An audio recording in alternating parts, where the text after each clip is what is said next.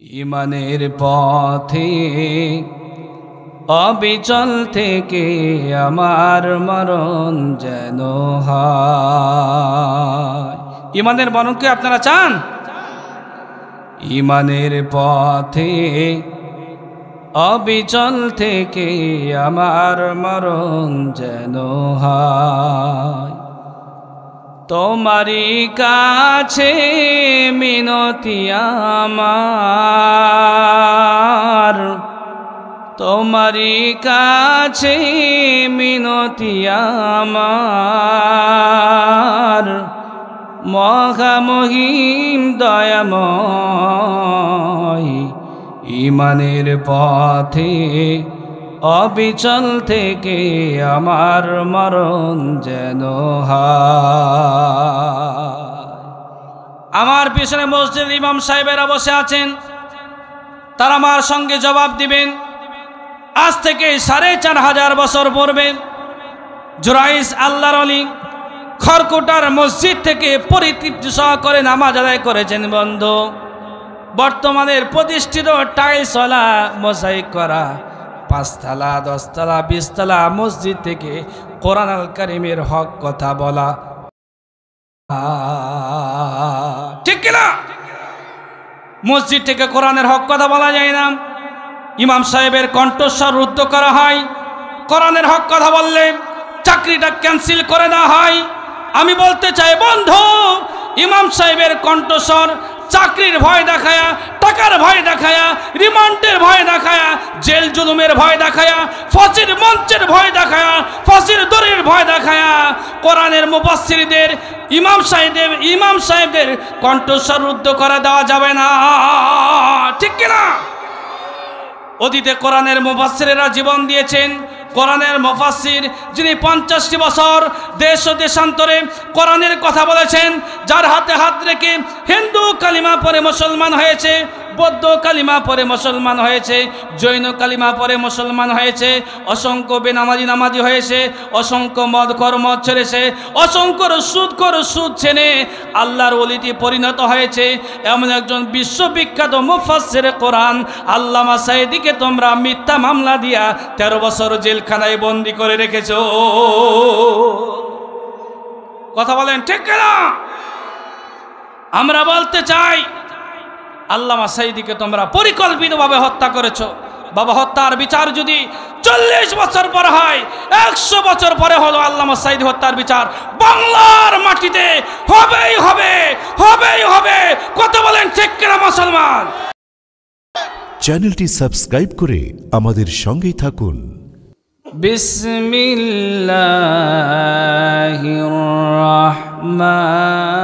রাহমানির রাহিম।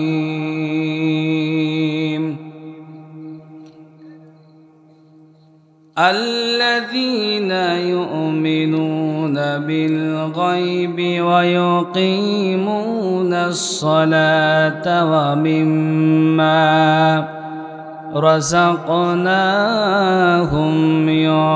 ইউনফিকুন।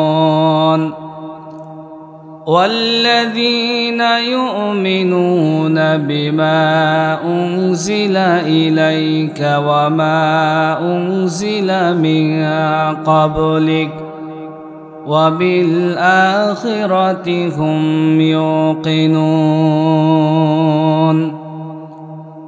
আলোচনার শুরুতেই জানতে চাচ্ছি, আপনাদের অত্র অঞ্চলে ডায়াবেটিস আছে না নাই? আরো জোরে বলতে হবে পিছনের ভাইরা, আছে না নাই? এই রোগটাকে খুব বেশি ভালো নাকি? আমি কি দোয়া করে যাব, আল্লাহ এলাকার ঘরে ঘরে তুমি ডায়াবেটিস দাও? দোয়া করব? যাদের ডায়াবেটিস আছে তারা জানে এই ডায়াবেটিসের যন্ত্রণা কত। মহিলাদের ব্রেস্ট ক্যান্সার, ইভেন জরায়ু ক্যান্সার, যে ক্যান্সারের কোনো প্রকারের অ্যান্সার নেই। আর যুবকদের কথা বলবার কোনো প্রয়োজন নাই, তাদের ইন্ডিয়ান হার্বাল আর কলকাতা হার্বাল ছাড়া কোনো কাজ হয় না, বউ পাশে থাকতে চায় না। যুবকেরা কথা বলে ঠিক কিনা? এ ঠিক বলতেছি, তার মানে দুর্বল আছে। আজ এমন একটি ফলের কথা আমি শোনাতে চাই, যে ফলটি খেলে ডায়াবেটিস চিরতরে নির্মূল হয়ে যাবে। মহিলাদের ব্রেস্ট ক্যান্সার, ইভেন জরায়ু ক্যান্সার, সকল প্রকার ক্যান্সারের অ্যান্সার আল্লাহ পাক এই ফলের ভিতরে দিয়েছেন।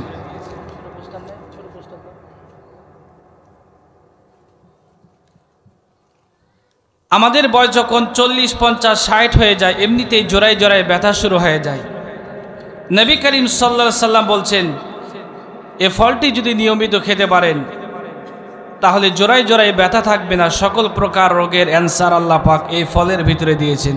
এই ফলের নাম কারা কারা শুনবেন? দুহাত তুলে আল্লাহকে দেখায় দিন। লিল্লাহি তাকবীর, লিল্লাহি তাকবীর। আল্লাহ কবুল করে, হাত নামান। আজকে আমার আলোচ্য বিষয় সফল মুমিনের 5টি বৈশিষ্ট্য। কয়টি বৈশিষ্ট্য? সফল মুমিনের 5টি বৈশিষ্ট্য আজকের আলোচ্য বিষয় সেটাই। সম্মানিত উপস্থিতি, আল্লাহ রাব্বুল আমিন বলেন, 1500 বছর পূর্বে বিশ্ব মানবতার হেদায়েতের জন্য আল্লাহ রাব্বুল আমিন বিশ্বনবী মুহাম্মদুর রাসূলুল্লাহ সাল্লাল্লাহু আলাইহি ওয়াসাল্লামের প্রতি কোরআন অবতীর্ণ করেছেন। আমি বলতে চাই, মুসলমান, নবীর পরিবারের মানুষ হলে জান্নাতে যাওয়া যায় না, কুরাইশ বংশের মানুষ হলে জান্নাতে যাওয়া যায় না, আরবের মানুষ হলে জান্নাতে যাওয়া যায় না। জান্নাতে যাওয়ার 1 নাম্বার মানদণ্ড হলো ঈমান। নবীর আপন পরিবারের মানুষগুলো জান্নাতে যেতে পারে নাই। নবীর আপন পরিবারের মানুষগুলো জান্নাত পায় নাই। আপনাদের কাছে আমি জানতে চাই, আবু তালেব জান্নাতি না জাহান্নামী? আবু জেহেল জান্নাতি না জাহান্নামী? আবু লাহাব জান্নাতি না জাহান্নামী? নবীর পরিবারের মানুষগুলো জান্নাতে যেতে পারে নাই কারণ তারা ঈমান আনে নাই। কিন্তু হাজার হাজার মাইল দূর থেকে এসেছে হাবশী কালো বিলাল, নবীর হাতে হাত রেখে কালিমা পড়ে মুসলমান হয়েছে। আল্লাহ রাব্বুল আমিন দুনিয়াতে থাকতেই তাকে জান্নাতে যাওয়ার সার্টিফিকেট দিয়েছে। হযরত বিলালের এত মর্যাদা কেন? হযরত বিলাল রাদিয়াল্লাহু তাআলা আনহু আল্লাহ রাব্বুল আলামিনের ওপর ঈমান আনয়ন করেছেন। ঈমান আনয়নের কারণে আল্লাহ পাক বিলালের মর্যাদা অনেক অনেক গুণে বাড়ায় দিয়েছে। সফলতার 1 নাম্বার মানদণ্ড হলো ঈমান। আল্লাহ রাব্বুল আলামিন বলেন, الذين يؤمنون بالغيب ويقيمون الصلاة ومما رزقناهم ينفقون والذين يؤمنون بما أنزل إليك وما أنزل من قبلك وبالآخرة هم يوقنون।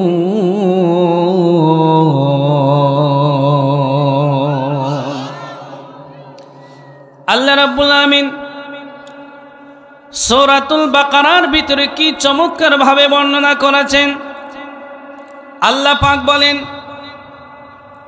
যারা ঈমান এনেছে, আল্লাহ রাব্বুল আলামিনের কোরআন আল কারীমের ভাষায় তাদেরকে বলা হয় মুমিন। তাদেরকে কি বলা হয়? যারা ঈমান এনেছে তাদেরকে বলা হয় মুমিন। আল্লাহ পাক বলেন, আল্লাযীনা ইউমিনুনা বিল গায়ব।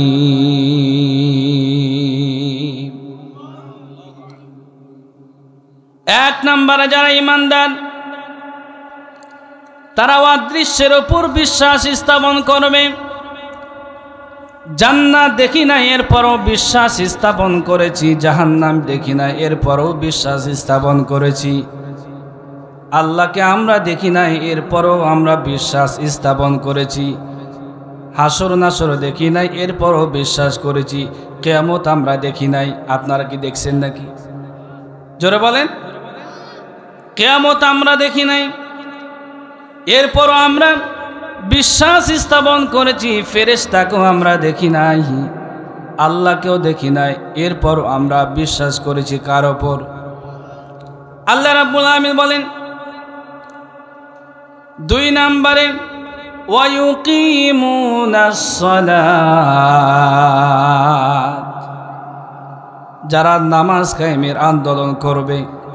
আল্লাহ রাব্বুল আলামিন এই কোরআন আল কারীমের ভিতরে যত জায়গায় নামাজের কথা বর্ণনা করেছেন, এই কোরআন আল কারীম সামারাইজ করে আমি দেখেছি আল্লাহ রাব্বুল আলামিন এই কোরআন আল কারীমের 82 জায়গায় নামাজের কথা বলেছে। আল্লাহ রাব্বুল আলামিন বলেন, বান্দা তুমি নামাজ আদায় করো। আল্লাহ পাক বলতেছেন, বান্দা আকিমুস সালাত, ও বান্দা তুমি নামাজ কায়েম করো। আল্লাহ নামাজ আদায়ের কথা বলেন নাই, আল্লাহ বলতেছেন আকিমুস সালাত, ও বান্দা তুমি নামাজ আদায় করো। দুঃখজনক বিষয় হলো সত্য, আল্লাহ রাব্বুল আলামিন এই কোরআন আল কারীমের ভিতরে আল্লাহ পাক 82 জায়গায় নামাজের কথা বর্ণনা করেছেন। দুঃখজনক বিষয় হলো সত্য, অধিকাংশ বাংলাদেশের মুসলমান আমরা নামাজ আদায় করি না। আল্লাহ রাব্বুল আলামিন এই কোরআন আল কারীমের ভিতরে 2টি বিষয় কায়েমের কথা বলেছেন। 1 নম্বরে আকিমুদ্দিন, তোমরা দিন কায়েম করো। 2 নম্বরে আকিমুস সালাত, নামাজ আদায়ের কথা আল্লাহ বলেন নাই, আল্লাহ পাক বলতেছেন তোমরা নামাজ কায়েম করো। প্রিয় ভাইরা আমার, গভীর মনোযোগ, আমরা তো নামাজ আদায় করি না, নামাজ কায়েম করি না, অথচ এ বাংলার জমিনে যারা নামাজ কায়েম করতে চায়, যারা রুকুকারীদের সঙ্গে রুকু করতে চায়, বিগত 17 বছরে আমরা দেখেছি তাদেরকে জেলখানার 4 দেয়ালের ভিতরে বন্দি করে দেওয়া হয়েছে। আমরা নামাজ আদায় করি না, নিজেরা তো নামাজ কায়েম করতে চায় না, অথচ এই ভূখণ্ডে এই বাংলার জমিনে যারা নামাজ কায়েম করতে চায় তাদেরকে জেলখানায় বন্দি করে দিয়েছি। নিজেরা নামাজ আদায় করি না, নামাজ কায়েম করি না, অথচ নামাজ কায়েমের আন্দোলন যারা করে তাদেরকে জেলখানায় বন্দি করেছি, ফাঁসির মঞ্চে ঝুলিয়ে তাদেরকে হত্যা করেছি, ঠিক কিনা? প্রিয় ভাইরা আমার, আল্লাহ রাব্বুল আলামিন কোরআন আল কারীমের পরতে পরতে নামাজ কায়েমের কথা বলেছেন। আল্লাহ পাক বলেন, ওয়া আকিমুস সালাতা ওয়া আতুজ যাকাতা ওয়ারকাউ মা'আর রাকিন।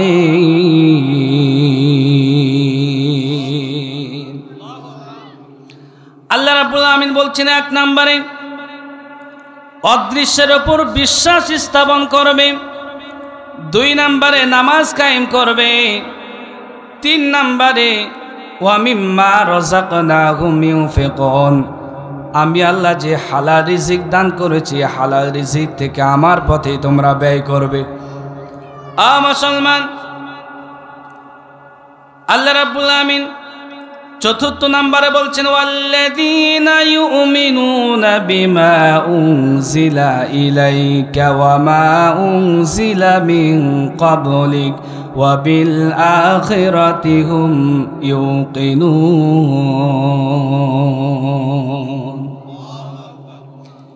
আল্লাহ পাক বলছেন, নবী হে, আপনার প্রতি আমি আল্লাহ যে কিতাব অবতীর্ণ করেছি কোরআন আল কারীমের প্রতি ঈমান আনয়ন করবে। 5 নম্বরে পূর্ববর্তী যত কিতাব আল্লাহ অবতীর্ণ করেছেন সমস্ত কিতাবের প্রতি ঈমান আনতে হবে। বিধানটা কার? জোরে বলুন, আরো জোরে। বিধানটা আল্লাহ রাব্বুল আলামিনের। আল্লাহ রাব্বুল আলামিন বলেন, যারা 5 প্রকার কর্মসূচি মেনে চলবে, যারা 5 প্রকার কর্মসূচি নিয়ে আমল করবে, আল্লাহ পাক বলতেছেন উলাইকা হুমুল মুফলিহুন।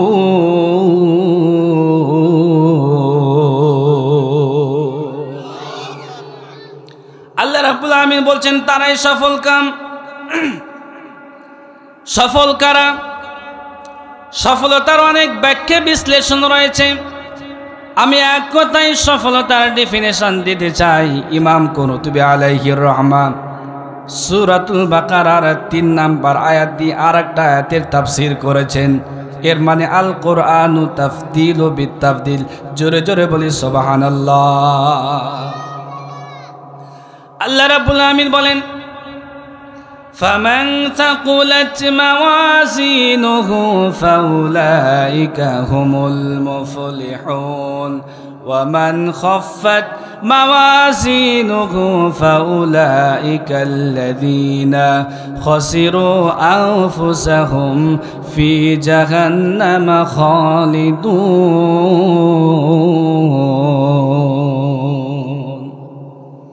আল্লাহ রাব্বুল আমিন বলেন, সফলতার মানদণ্ড কি? ফামান সাকুলাত মাওয়াজিনুহু ফাউলাইকা হুমুল মুফলিহুন। আল্লাহ পাক বলতেছেন, কিয়ামতের দিন আল্লাহ পাক মানব মণ্ডলীকে কিয়ামতের দিন 2টি দলে বিভক্ত করবেন। কয় দলে? জোরে বলেন। আবার আপনারা ধারণা করেন না যে জামাত বিএনপিতে মানুষ বিভক্ত করবে, আওয়ামী লীগ জামাতে কিয়ামতের দিন বিভক্ত করবে। আল্লাহ কথা বলেন নাই। আল্লাহ পাক বলতেছেন, কিয়ামতের দিন আমি আল্লাহ মানব মণ্ডলকে 2টি ভাগে বিভক্ত করব। আল্লাহ রাব্বুল আমিন বলেন, এই পৃথিবীতে যারা মুজরিমিন, যারা পাপ করেছে, যারা সীমা লঙ্ঘন করেছে, যারা অত্যাচার করেছে, যারা আমার সঙ্গে হৃদ্রতা সম্পর্ক স্থাপন করেছে, যারা আমার সঙ্গে বেয়াদবি করেছে, ওই পাপাচার মুজরিমিন ব্যক্তিদের আমলনামা পিছন থেকে বাম হাতে আসবে। কোন হাতে? খারাপ মানুষের আমলনামা পিছন থেকে বাম হাতে আসবে। আমলনামা পড়ার পরে তারা বলবে, মালি হাদাল কিতাবি লা ইউগাদিরু সগীরাতাও ওয়ালা কাবীরাতান ইল্লা আহসাহা। কিয়ামতের দিন বেঈমান ব্যক্তি আমলনামা পড়ার পরে বলবে, মালি হাদাল কিতাব, এটি এমন একটি কিতাব, লা ইগাদিরু সগীরাতান ওয়ালা কাবীরাতান ইল্লা আহসাহা। আমি দুনিয়ার জীবনে ছোট্ট আমল করেছিলাম, সেটাও বাদ পড়ে নাই। ছোট খারাপ কাজ করেছিলাম, সেটাও বাদ পড়ে নাই। বড় আমল করেছিলাম, সেটাও বাদ পড়ে নাই। আজ বাঁচবার কোনো উপায় নাই। আর যারা আল্লাহর সঙ্গে ভালো সম্পর্ক স্থাপন করেছেন, আল্লাহ রাব্বুল আমিন বলবেন, তাদের আমলনামার সামনে থেকে ডান হাতে আসবে। আল্লাহ পাক বলতেছেন, ফামান তাকুলাত মাওয়াজিনুহু ফাউলাইকা হুমুল মুফলিহুন। আল্লাহ পাক বলেন, যাদের আমলনামার সামনে থেকে ডান হাতে আসবে, ফাউলাইকা হুমুল মুফলিহুন, তারাই সফল কাম, তারাই হবে জান্নাতের অধিবাসী। আল্লাহ পাক অন্য আয়াতে বলতেছেন, ওয়া আম্মা মান খাফফাত মাওয়াজিনুহু ফাউলাইকা আল্লাযীনা খাসিরু আনফুসাহুম ফি জাহান্নামা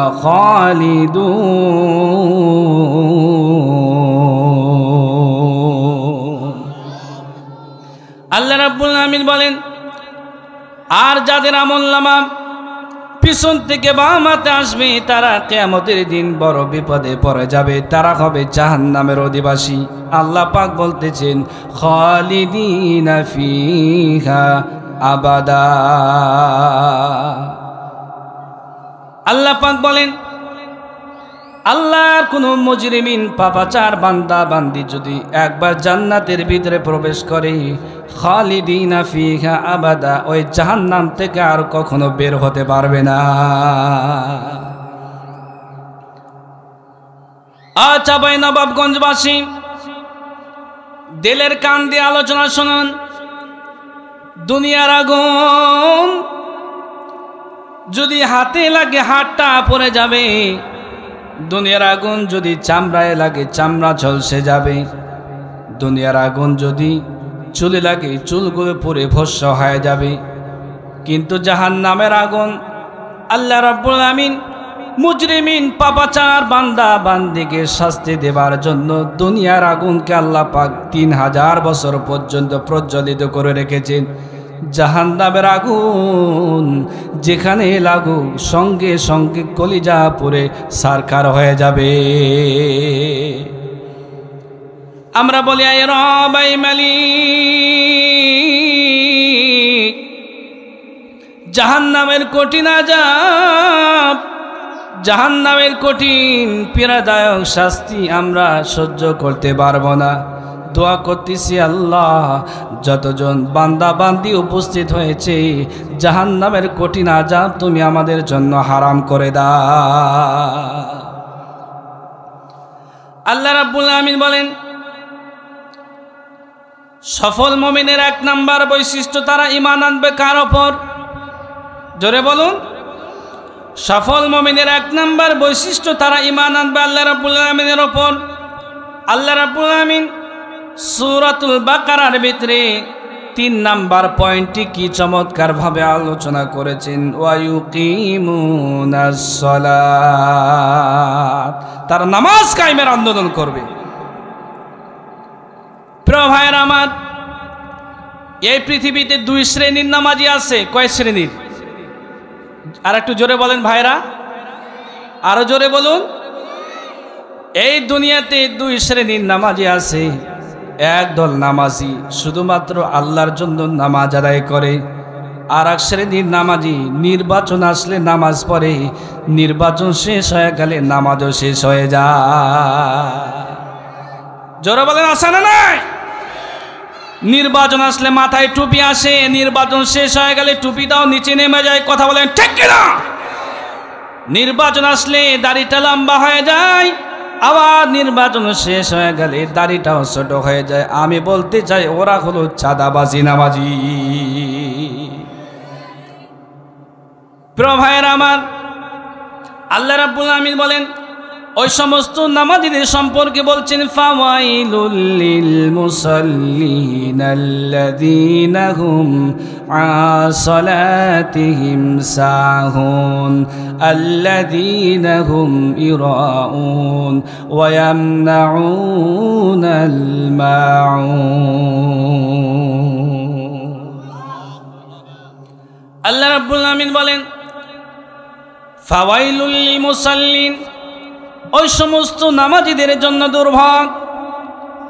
মুসলমান, আমি বলতে চাই, আল্লাহি তাল্লাহি বিল্লাহি, আপনি 50 বছর নামাজ আদায় করেছেন, নামাজ আদায় করতেছেন, কিন্তু নামাজ কায়েমের আন্দোলন করেন না, নামাজ কায়েমের আন্দোলনকে পছন্দ করেন না। 50 নয় 50 কোটি বছর নামাজ পড়েও জান্নাতে যাওয়া যাবে না। আপনার আমার চাইতে বড় নামাজি ছিল আব্দুল্লাহ ইবনে উবাই ইবনে সুলুল। নবীর পিছনে পিছনে নামাজ আদায় করত, মসজিদে নববীতে নামাজ আদায় করত, হজও করেছে, যাকাতও দিয়েছে, কিন্তু নবী করিম সাল্লাল্লাহু আলাইহি সাল্লামের নামাজ কায়েমের আন্দোলনের সঙ্গে সম্পৃক্ত হয় নাই। এজন্য আব্দুল্লাহ ইবনে উবাই ইবনে সুলুল জান্নাতে যেতে পারে নাই।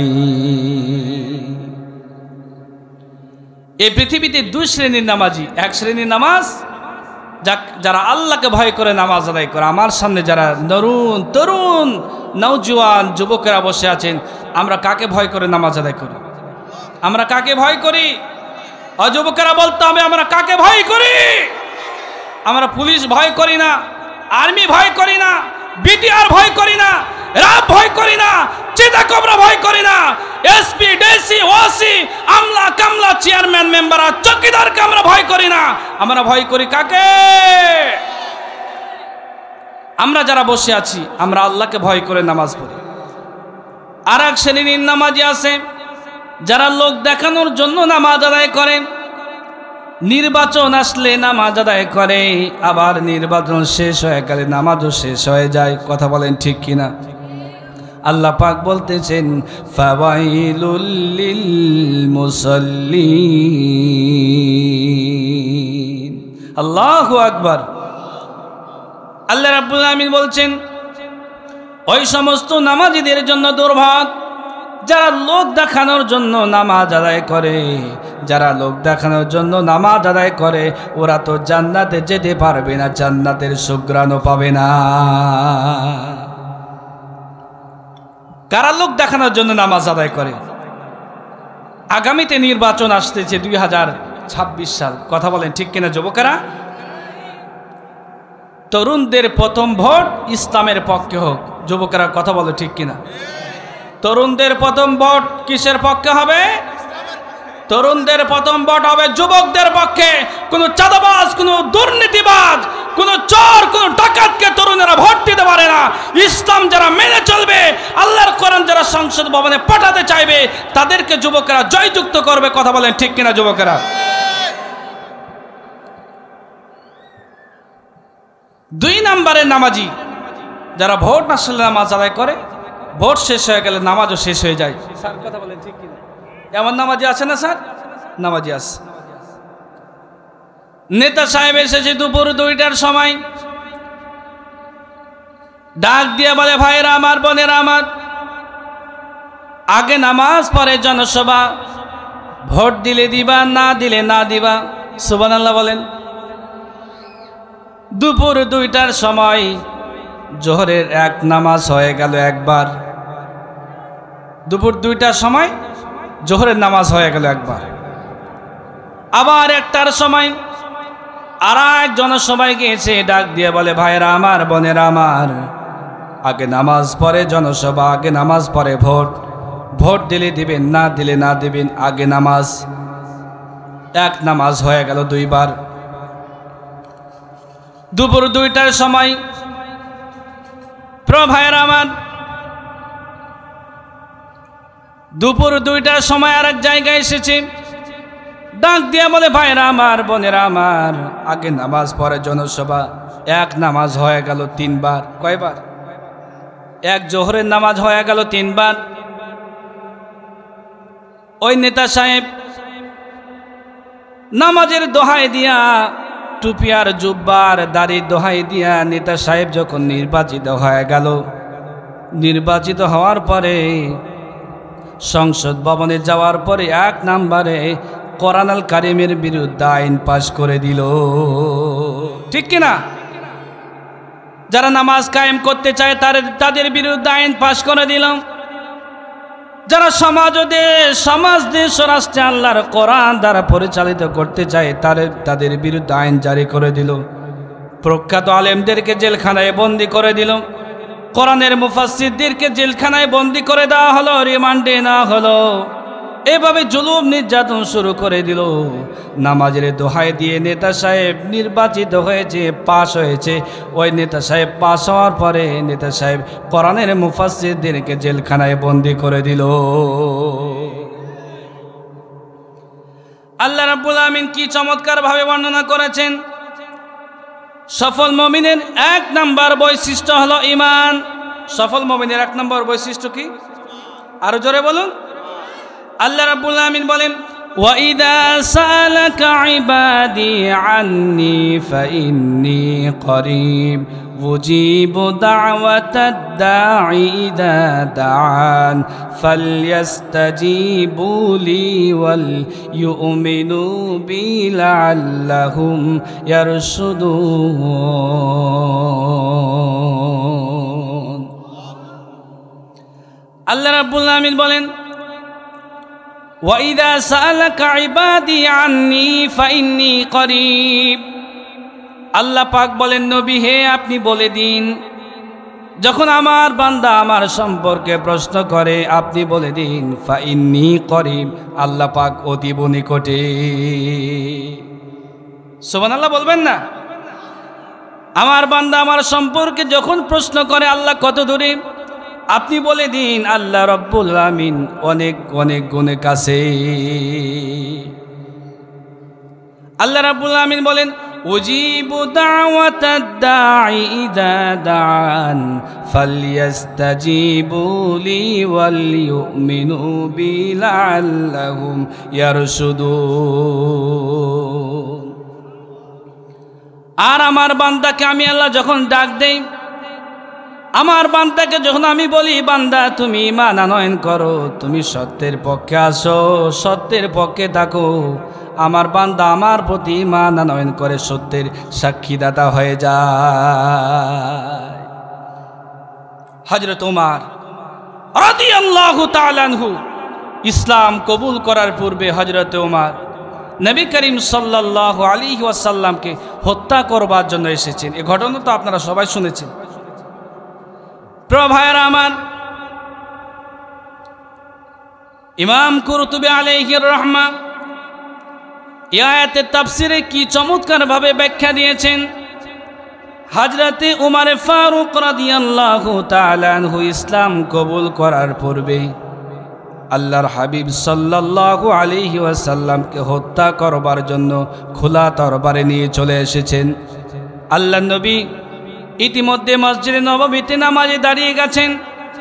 নবী করিম সাল্লাল্লাহু আলাইহি ওয়াসাল্লাম নামাজের ভিতরে মন্ত্রমুগ্ধ কোরআন তেলাওয়াত করতেছেন। হযরত ওমর মনে মনে চিন্তা করেছে আব্দুল্লাহর পুত্র মুহাম্মদ নামাজটা শেষ করুক, এরপরে তার সঙ্গে বোঝাপড়া হবে। কিন্তু নবীজি নামাজের ভিতরে মন্ত্রমুগ্ধ কোরআন তেলাওয়াত করতেছেন।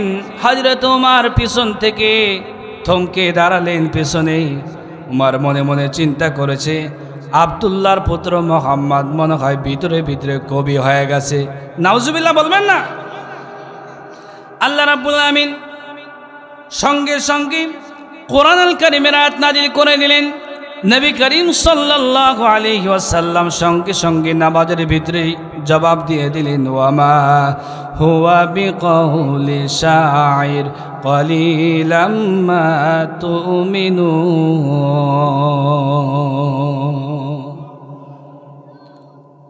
আল্লাহ পাক বলেন, না না না না, এটা কোনো কবির কিতাব হতে পারে না।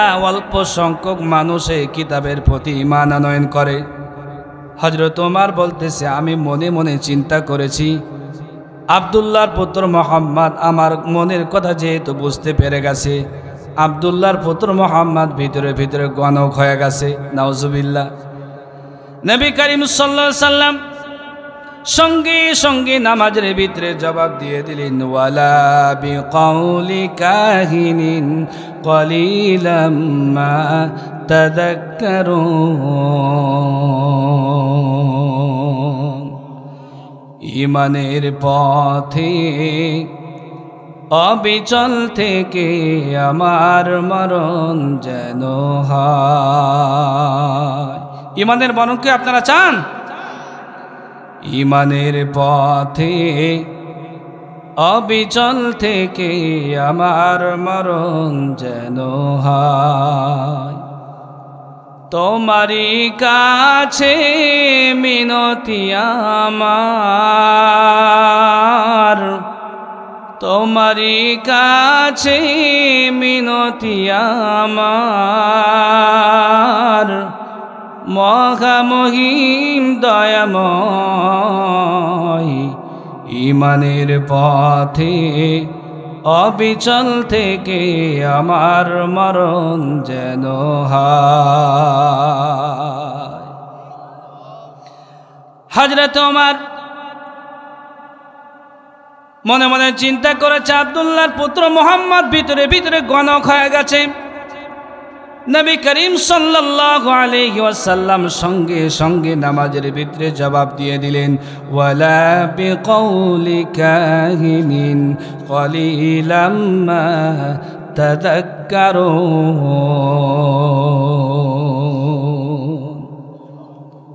না না না না, এটা কোনো গণকের কিতাব নয়, এটা কোনো জাদুকরের কিতাব নয়। অল্প সংখ্যক মানুষ এই কিতাবের প্রতি ঈমান আনয়ন করে। আল্লাহ রাব্বুল আমিন বলছেন অল্প সংখ্যক মানুষ এই কিতাব নিয়ে গবেষণা করে, কিতাব নিয়ে পড়াশোনা করে। ও মুসলমান, দুঃখজনক বিষয় হলো সত্য, এ কোরআনকে আমরা তাবিজের কিতাব বানিয়েছি, এ কোরআনকে আমরা মরণের কিতাব বানিয়েছি। এই যে রমাদান মাস সামনে আসতেছে, রমাদান আসে কোরআন পড়ি, আবার রমাদান শেষ হয়ে যায়, নতুন বউকে আবার তাকের ওপর তুলিয়ে রেখে দেই। আল্লাহ রব্বুল আমিন বলছেন শুধু রমাদানে আমি আল্লাহ কোরআন নাজিল করি নাই, আমি আল্লাহ কোরআন দিলাম দেশ সমাজ ও রাষ্ট্র পরিচালিত করবার জন্য আমি আল্লাহ কোরআন নাজিল করেছি। এই কোরআন দ্বারা দেশ চলবে, রাষ্ট্র চলবে, সংসদ ভবন চলবে। মুসলমান আমি বলতে চাই এই কোরআন দ্বারা যদি দেশ পরিচালিত হয় তাহলে বাংলার জমিনে চুরি থাকবে না। কথা বলেন ঠিক কিনা? এদেশে চুরি আছে না নাই? ডাকাতি আছে না নাই? হত্যা আছে না নাই? আরো জোরে বলতে হবে। চুরি মানে দেশের সব টাকা আত্মসাৎ করে বিদেশের বেগম পাড়ায় বাড়ি বানায় এমন নেতা এদেশে আছে না নাই? এক সালাম মানিফ রহমান 36,000 কোটি টাকা আত্মসাৎ করে বিদেশের বেগম পাড়ায় বাড়ি বানিয়েছে।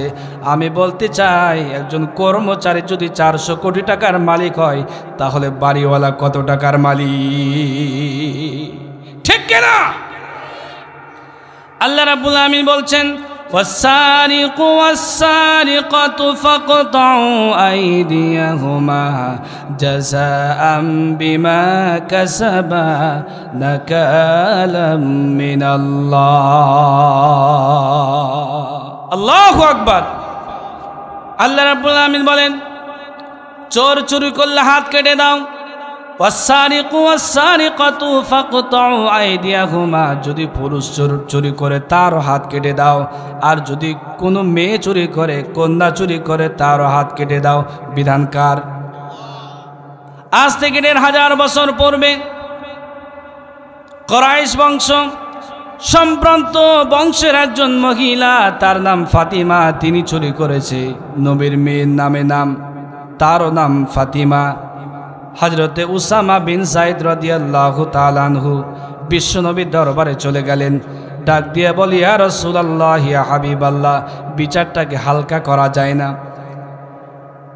এ কথা বলার সঙ্গে সঙ্গে বিশ্বনবী মুহাম্মদুর রাসূলুল্লাহ সাল্লাল্লাহু আলাইহি ওয়াসাল্লাম রাগান্বিত হলেন। ডাক দিয়ে বলে, উসামা রে, কোন বংশের মেয়ে চুরি করেছে আমি নবী এটা দেখতে চাই না। লাউ আন্না ফাতিমাতা বিনতে মুহাম্মদ সারাকাত লাকাতাতু ইয়াদাহা, আমার কলিজার টুকরা মেয়ে ফাতিমাও যদি চুরি করত, আল্লাহর কোরআনের বিধান বাস্তবায়ন করতে গিয়ে আমার কলিজার টুকরা মেয়ে ফাতিমার হাত আমি কেটে ফেলে দিতাম। কোন বংশের মেয়ে চুরি করেছে আমি এটা দেখতে চাই না। আমি বলতে চাই বন্ধুরে, এ বাংলা জমিনে গরিব মানুষ যদি চুরি করে তার বিচার হয়, কিন্তু এমপি সাহেব চুরি করলে এমপি সাহেবের বিচার হয় না। ইমাম সাহেব যদি ভুল করে ইমাম সাহেবের বিচার হয়, চাকরি বাদ দিয়া তাকে বাড়িতে পাঠিয়ে দেওয়া হয়। কিন্তু এমপি সাহেব, মন্ত্রী সাহেব, মেম্বার সাহেব ভুল করলে মেম্বারের বিচার করা হয় না। গরিব মানুষ চুরি করলে গরিব মানুষের বিচার করা হয়, কিন্তু ইউনিয়ন পরিষদে বসে জনগণের কোটি কোটি টাকা আত্মসাৎ করতেছে চেয়ারম্যানের বিচার করা হয় না। ঠিক কিনা? আমি বলতে চাই বন্ধুরে, এই কোরআন শুধু গরিব চোরের হাত কাটার জন্য আল্লাহ কোরআনের আয়াত নাজিল করেন নাই। বাংলার জমিনে একজন প্রভাবশালী DC, SP, OC, chairman, member, আমলা, কামলা, চকিদার আর প্রধানমন্ত্রীর হাত যদি কেটে দেওয়া হতো, আল্লাহি আল্লাহর কসম করে বলতে পারি, টেকনাফ থেকে তেতুলিয়া, রূপসা থেকে পাথুরিয়া গরিব অসহায় মানুষের 2 টাকা চুরি করে খাওয়ার মতো দুঃসাহস কোনো লম্পট, কোনো বেনামাজি এমপি, মন্ত্রী, ডিসি, এসপি, ওসি, প্রধানমন্ত্রী দেখাতে পারত না। কথা বলেন ঠিক কিনা? ও যুবকেরা, আমি জানতে চাই, কোরআনের জন্য সাহাবীরা জীবন দিল, মাজার মুআওয়াজ কোরআনের জন্য জীবন দিল। আমি জানতে চাই, যদি এমন সময় তৈরি হয়ে যায়, কোরআনের জন্য যদি হাত দিতে হয়, কান দিতে হয়, জীবন দিতে হয়, ফাঁসির মঞ্চে ঝুলতে হয়, রক্ত দিতে হয়, কারা কারা রাজি আছো? দোয়া তুলে আল্লাহকে দেখায় দাও। লিল্লাহি তাকবীর, লিল্লাহি তাকবীর। প্রিয় ভাইরা আমার, গভীর মনোযোগ। আল্লাহ রাব্বুল আমিন বলছেন, গরিব মানুষ চুরি করলে বিচার হয়, কিন্তু এমপি সাহেব, মন্ত্রী সাহেব চুরি করলে বিচার হয় না। আল্লাহ বলছেন, ওয়াস-সারিকু ওয়াস-সারিকাতু ফাকতাউ আইদিয়াহুমা জাযাআম বিমা কাসাবা নাকালাম মিনাল্লাহ। আল্লাহু আকবার। প্রভায়ের আমার, হযরত ওমর থমকে দাঁড়ালেন। হযরত ওমর বলতেছে, এটা কবির কিতাব নয়, এটা জাদুকরের কিতাব নয়, তাহলে এটা কি? নবী করিম সাল্লাল্লাহু আলাইহি ওয়াসাল্লাম সঙ্গে সঙ্গে নামাজের ভিতরে জবাব দিয়ে দিলেন, ওয়া ইন্নাহু লাতানজিলু রাব্বিল আলামিন। আল্লাহ রাব্বুল আলামিন বলেন, এটা আল্লাহ রাব্বুল আলামিনের পক্ষ থেকে নাযিলকৃত কোরআন। ওয়া ইন্নাহু লাতানজিলু রাব্বিল আলামিন নাযালা বিহির রূহুল আমিন। এটা আল্লাহ রাব্বুল আলামিনের নাযিলকৃত কোরআন। আর এই কোরআনুল কারীম বিশ্বনবী মুহাম্মদুর রাসূলুল্লাহ সাল্লাল্লাহু আলাইহি সাল্লামের কাছে দুনিয়ায় নিয়ে এসেছেন হযরতে জিবরাইল। আল্লাহু আকবার। আল্লাহ রাব্বুল আলামিন বলেন, যারা ঈমান আনবে তাদের পুরস্কার কি হতে পারে? আল্লাহ পাক বলতেছেন, ইন্নাল্লাযীনা আমানু ওয়া আমিলুস সালিহাতি কানাত লাহুম জান্নাতুল ফিরদাউসি নুজুলা। ইন্নাল্লাযীনা আমানু, নিশ্চয় যারা ঈমান এনেছে বা আনবে, ওয়া আমিলাস সালিহান, ঈমান আনার পরে যারা ভালো ভালো কাজের আঞ্জাম দিবে, কানাত লাহুম জান্নাতুল ফিরদাউসি নুজুলা, আমি আল্লাহ তাদের জন্য এমন জান্নাতের শুভ সংবাদ দিয়েছি যে জান্নাতের তলদেশ দ্বারা 4 প্রকার ঝর্ণা দ্বারা প্রবাহিত হবে। আল্লাহ রাব্বুল আলামিন বলেন, কি 4 প্রকার ঝর্ণা দ্বারা? কোরআনুল কারীমের ভিতরে আল্লাহ পাক বলতেছেন, মাসালুল জান্নাতিল্লাতী উইদাল মুত্তাকুন ফিহা আনহারুম মিন মাইন গায়রি আসিন। জোরে জোরে বলি আল্লাহু আকবার। আল্লাহ রাব্বুল আলামিন বলেন, এই পৃথিবী যারা মুত্তাকিন, যারা মুহসিন, যারা ভালো ভালো কাজ করেছে, দুনিয়ার জমিনে যারা পুরস্কার প্রাপ্ত ব্যক্তি, আল্লাহ পাক বলতেছেন জান্নাতের ভিতরে আমি আল্লাহ 4 প্রকার ঝর্ণা ধারার ব্যবস্থা করব। আল্লাহ রাব্বুল আলামিন বলেন, 1 নম্বরে লাবান মানে দুধের ঝর্ণা।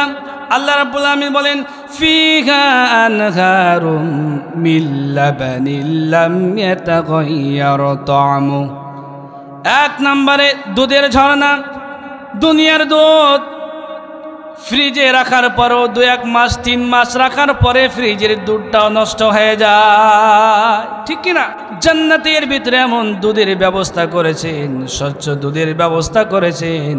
জান্নাতের ভিতরে যে দুধের রং আর গন্ধ কোনোদিন নষ্ট হয়ে যাবে না। সুবহানাল্লাহ। 2 নাম্বার পুরস্কার আল্লাহ রাব্বুল আলামিন বলছেন, আল্লাহ রাব্বুল আলামিন স্বচ্ছ খামারের ব্যবস্থা করেছেন। খামার মানে মদ। আল্লাহ রাব্বুল আলামিন দুনিয়ার কোনো মদের কথা বলেন না। আল্লাহ পাক বলতেছেন, দুনিয়ার মদ একটু বেশি খেলে টালমাটাল শুরু হয়ে যায়, কিন্তু জান্নাতে এমন স্বচ্ছ মদের ব্যবস্থা করবেন যে মদের রং আর গন্ধ কোনোদিন নষ্ট হয়ে যাবে না। 3 নম্বরে পানি। এমন স্বচ্ছ পানির ব্যবস্থা রেখেছেন যে পানি কোনোদিন নষ্ট হয়ে যাবে না। 4 নম্বরে আসাল মানে মধু। আল্লাহ রাব্বুল আলামিন বলতেছেন, ওয়া আনহারুম মিন আসালিম মুসাফফা, এমন স্বচ্ছ মধুর ব্যবস্থা করে রেখেছি যে মধুর রং আর গন্ধ কোনোদিন নষ্ট হয়ে যাবে না, কোনোদিন মিলান হয়ে যাবে না। জোরে জোরে বলি সুবহানাল্লাহ। এই 4 প্রকার ঝর্ণা দ্বারা প্রবাহিত পানি একসঙ্গে মিক্সিং করে আল্লাহ রাব্বুল আলামিন হাউজে কাউসারের পানি বানাবেন। কিয়ামতের দিন 50,000 বছরের একটা দিন হবে। 50,000 সানাতিম মিম্মা তাউদ্দুন। কিয়ামতের দিন মানুষগুলো দাঁড়ায় থাকবে। মানুষ বড় পেরেশান হয়ে যাবে, একটি নেকির জন্য মানুষ পেরেশান হয়ে যাবে। সন্তান চলে যাবে জনম দুঃখী মায়ের কাছে, ডাক দিয়া বলে, মা, মা গো, তুমি আমার জন্য কত কষ্ট করেছো গো মা। আমরা যখন মায়ের পেটের ভিতরে ছিলাম, জনম দুঃখী মা 10 মাস 10 দিন খেতে পারে নাই, ঘুমাতে পারে নাই। মা তোমার আমার জন্য কম কষ্ট করে নাই রে যুবক। সন্তান চলে যাবে মায়ের কাছে, ডাক দিয়ে বলবে, মাজি, একটি নেকির জন্য জাহান্নাম ওয়াজিব হয়ে গেছে, জান্নাত হারাম হয়ে গিয়েছে। মা, একটি নেকি দ্বারা তুমি আমার সাহায্য করো। কিয়ামতের দিন মা বলবে, কে গো তুমি? তোমার আমি চিনি না, দুনিয়াতে আমার বিয়ে হয় নাই, সন্তান পেয়েছি কোথায়? মা চলে যাবে সন্তানের কাছে, ডাক দিয়ে বলবে, বাবা, বাবা রে, তোমার জন্য আমি কত কষ্ট করেছি রে বাবা। সর্বনিম্ন 6 মাস, সর্বোচ্চ 10 মাস 10 দিন তোমার আমি পেটের ভিতরে একজন জীবিত মানুষ আর একজন জীবিত মানুষকে তরমুজের মতো পেটের ভিতরে বহন করেছি। আধুনিক চিকিৎসা বিজ্ঞান গবেষণা করে দেখেছেন যে একটা সন্তান মায়ের পেটের ভিতরে লালিত পালিত করার জন্য মাত্র 10 ইঞ্চি পরিমাণ জায়গা থাকে। কত ইঞ্চি? জোরে বলেন, কত ইঞ্চি? 10 ইঞ্চি পরিমাণ জায়গা থাকে। কিন্তু মায়ের পেটের ভিতরে সন্তানের বয়স যখন 7 মাস 1 দিন হয়ে যায়, সন্তান 10 ইঞ্চি লম্বা হয়ে যায়। এর মানে বন্ধু, মায়ের পেটের ভিতরে সন্তান বড় হওয়ার জন্য বিন্দু পরিমাণ জায়গা নাই। সন্তান ক্রমান্বয়ে আস্তে আস্তে বড় হতেছে। সন্তান যখন 15 ইঞ্চি লম্বা হয়ে গেল, সন্তানের পাও 2খানা মায়ের কলিজার নিচে সেট করে দেওয়া হলো। সন্তানের পাও 2খানা মায়ের কলিজার নিচে সেট করে দেওয়ার কারণে মায়ের কলিজাটা 1 নয় 2 নয়, কমপক্ষে 5 ইঞ্চি ওপরে উঠে যায়। তুমি আমি যখন মায়ের পেটের ভিতরে ছিলাম, হাঁটু দ্বারা পাও দ্বারা গুঁতো দিয়েছি রে যুবক। তোমার মা, আমার মা খেতে পারে নাই, ঘুমাতে পারে নাই, ভালো মতো কথা বলতে পারে নাই। তুমি আমি যখন পেটের ভিতরে ছিলাম, জনম দুঃখী মাকে আমরা কতভাবে কষ্ট দিয়েছি রে যুবক। তুমি আমি যদি বুকের চামড়া কেটে কেটে মায়ের জন্য যদি পাপোশ বানায় দেই, 1 ফোঁটা দুধের ঋণ তুমি আমি পরিশোধ করতে পারবো না। আধুনিক চিকিৎসা বিজ্ঞান প্রমাণ করেছেন যে সন্তান মায়ের পেটের ভিতরে সবচাইতে কম নড়াচড়া করেন, এমন একটি সন্তান মায়ের কলিজায় কমপক্ষে 4500 পাউন্ড লাথি মারে। আমিও আমার মায়ের কলিজায় 4500 পাউন্ড লাথি মেরেছি। আমাদের আদরের ছোট ভাই আব্দুর রহমান নিজামী, তিনিও তিনার মায়ের কলিজায় 4500 পাউন্ড লাথি মেরেছেন। একটিবার খেয়াল করেন যুবক, মাকে কতভাবে আমরা কষ্ট দিয়েছি। দুনিয়াতে আসার পরে মা কি কখনো চেয়ারম্যানের কাছে আপনার আমার বিরুদ্ধে বিচার দিয়েছে নাকি? জোরে বলেন। দুনিয়া আসার পরে জনম দুঃখী মা একটিবারের জন্য চেয়ারম্যান মেম্বারের কাছে বিচার দেয় নাই। মা তোমার আমার জন্য কত কষ্ট করেছে রে যুবক।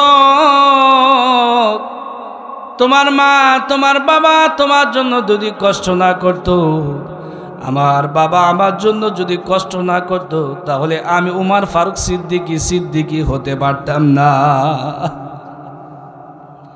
আধুনিক চিকিৎসা বিজ্ঞানী মায়ের কলিজার বাবার কলিজার লেবের ভিতরে পরীক্ষা নিরীক্ষা করে দেখেছেন যে সন্তান মায়ের কলিজায় সবচাইতে কম নড়াচড়া করেন, এমন একটি সন্তান মায়ের কলিজায় 4500 পাউন্ড লাথি মারেন।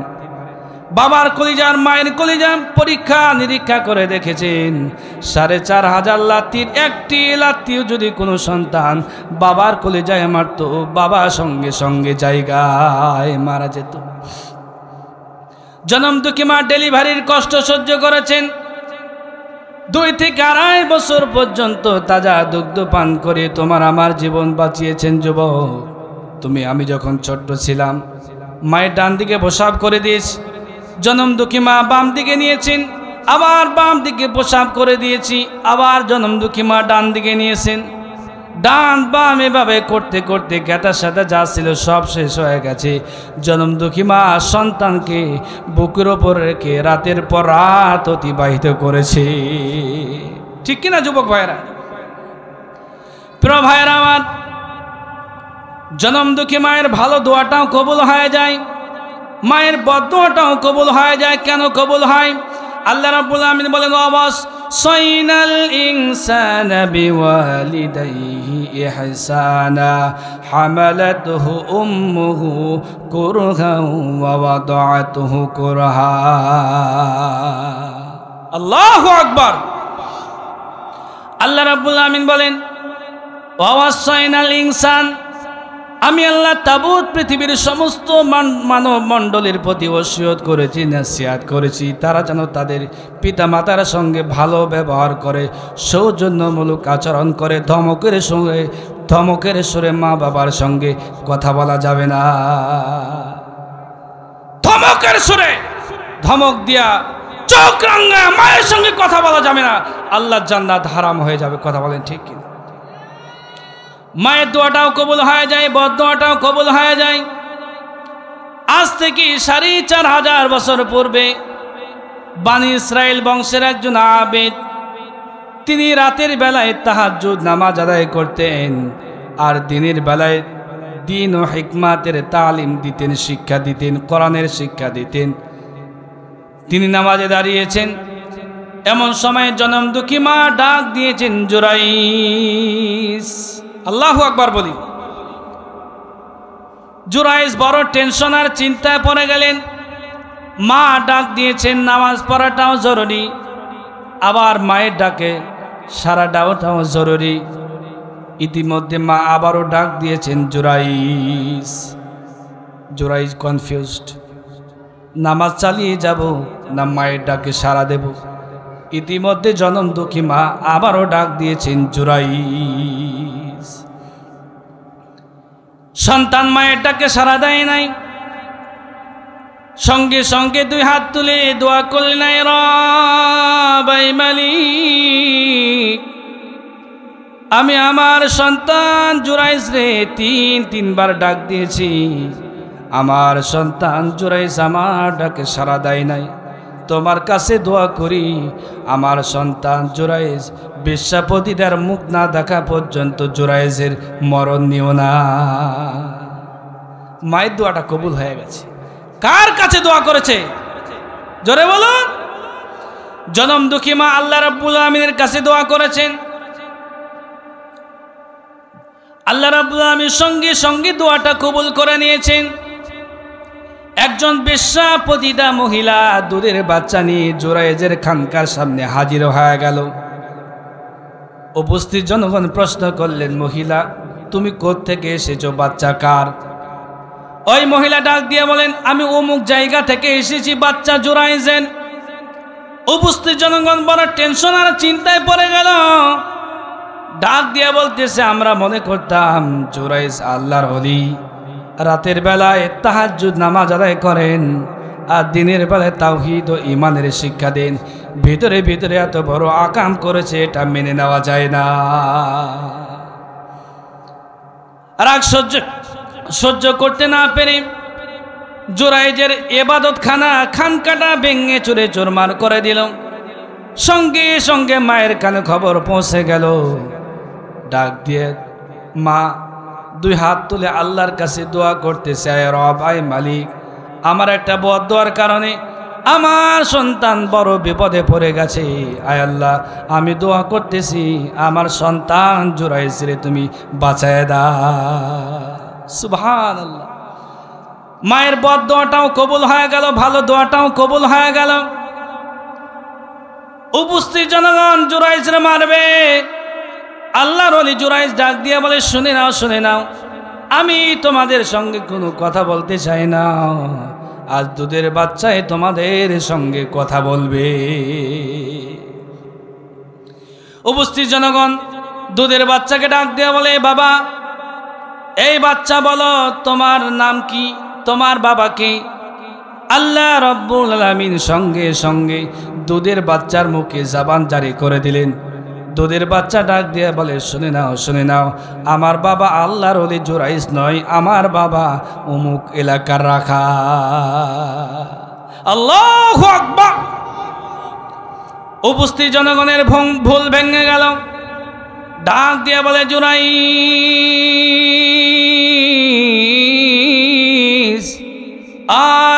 জুরাইস, আনতাল ইয়াউম আফদালু মিন্নি। জুরাইস রে, তোমার সম্পর্কে এতদিন আমাদের যে ধারণা ছিল বা ছিল না, আজ থেকে প্রমাণিত হয়ে গেছে তুমি যে আল্লাহ রব্বুল আলামিনের ওলি, এতে কোনো সন্দেহ নাই। সুবহানাল্লাহ। উপস্থিত জনগণ ডাক দিয়া বলে, শুনে নাও, শুনে নাও জুরাইস, তোমার ইবাদতখানা মসজিদটা ভেঙে চুরমার করে দিয়েছি রে জুরাইস। তুমি যদি অনুমতি দাও, তোমার জন্য স্বর্ণ নির্মিত একটা খানকা বানায় দিতে চাই। আল্লাহর ওলি জুরাইস ডাক দিয়ে বলে, শুনে নাও, শুনে নাও, আমার জন্য স্বর্ণ নির্মিত খানকা বানায় দিতে হবে না, আমার জন্য পূর্বে নাই খড়কুটা দিয়ে একটা খানকা বানায় দাও, যাতে আমি মালিকের ইবাদত করতে পারি। আমার পিছনে মসজিদ ইমাম সাহেবেরা বসে আছেন, তারা আমার সঙ্গে জবাব দিবেন। আজ থেকে 4500 বছর পূর্বে জুরাইস আল্লাহর ওলি খড়কুটার মসজিদ থেকে পরিতৃপ্তি সহকারে নামাজ আদায় করেছেন। বন্ধু, বর্তমানের প্রতিষ্ঠিত টাইলসওয়ালা মোজাইক করা 5 তলা 10 তলা 20 তলা মসজিদ থেকে কোরআন আল কারীমের হক কথা বলা যায় না, ঠিক কিনা? মসজিদ থেকে কোরআনের হক কথা বলা যায় না। ইমাম সাহেবের কণ্ঠস্বর রুদ্ধ করা হয়। কোরআনের হক কথা বললে চাকরিটা ক্যান্সেল করে দেওয়া হয়। আমি বলতে চাই বন্ধু, ইমাম সাহেবের কণ্ঠস্বর চাকরির ভয় দেখায়া, টাকার ভয় দেখায়া, রিমান্ডের ভয় দেখায়া, জেল জুলুমের ভয় দেখায়া, ফাঁসির মঞ্চের ভয় দেখায়া, ফাঁসির দড়ির ভয় দেখায়া কোরআনের মুফাসসিরদের ইমাম সাহেবদের কণ্ঠস্বর রুদ্ধ করে দেওয়া যাবে না, ঠিক কিনা? অতীতে কোরআনের মুফাসসিরেরা জীবন দিয়েছেন। কোরআনের মুফাসসির যিনি 50টি বছর দেশ ও দেশান্তরে কোরআনের কথা বলেছেন, যার হাতে হাত রেখে হিন্দু কালিমা পড়ে মুসলমান হয়েছে, বৌদ্ধ কালিমা পড়ে মুসলমান হয়েছে, জৈন কালিমা পড়ে মুসলমান হয়েছে, অসংখ্য বেনামাজি নামাজি হয়েছে, অসংখ্য মদখোর মদ ছেড়েছে, অসংখ্য সুদ ছেড়ে আল্লাহর ওলিতে পরিণত হয়েছে। এমন একজন বিশ্ববিখ্যাত মুফাসসিরে কোরআন আল্লামা সাঈদীকে তোমরা মিথ্যা মামলা দিয়া 13 বছর জেলখানায় বন্দি করে রেখেছো। কথা বলেন, ঠিক কিনা? আমরা বলতে চাই, আল্লামা সাঈদীকে তোমরা পরিকল্পিতভাবে হত্যা করেছো। বাবা, হত্যার বিচার যদি 40 বছর পর হয়, 100 বছর পরে হলো আল্লামা সাঈদী হত্যার বিচার বাংলার মাটিতে হবেই হবে, হবেই হবে। কথা বলেন, ঠিক কিনা মুসলমান? সফল মুমিনের কয়টি বৈশিষ্ট্য? আর জোরে বলুন। সফল মুমিনের 5টি বৈশিষ্ট্য। 1 নম্বরে আল্লাহ রাব্বুল আলামিন বলেন, সফল মুমিন ঈমান আনয়ন করবে কার ওপর? ঈমান আনয়ন করতে কি জেল জুলুম জরিমানা আছে না নাই? আল্লাহ রাব্বুল আলামিন বলেন, আহাসিবান নাসু আইয়ুতরাকু আইয়াকুলু আমান্না ওয়া হুম লা ইফতানুন। আল্লাহু আকবার।